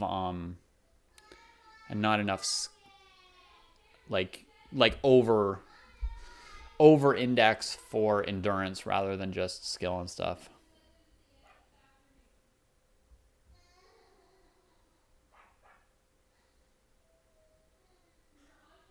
If 4 rounds is already too much for Icy. See you, Icy. Thanks for playing.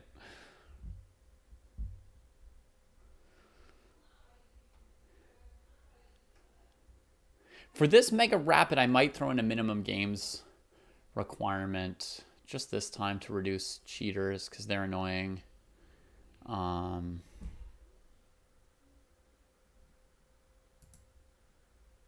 Yeah.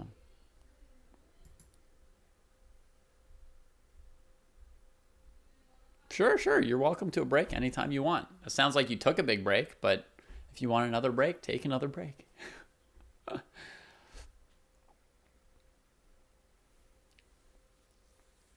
The Mega Rapid will be the only way to qualify for the Dojo Championship, I think. Yeah. I will also announce it on Discord, of course, Gorkum, but now you already know at least. Alrighty. I got to take off now. Take care, everybody. It was fun. Enjoy the rest of your Saturday. We'll see you soon here at the dojo.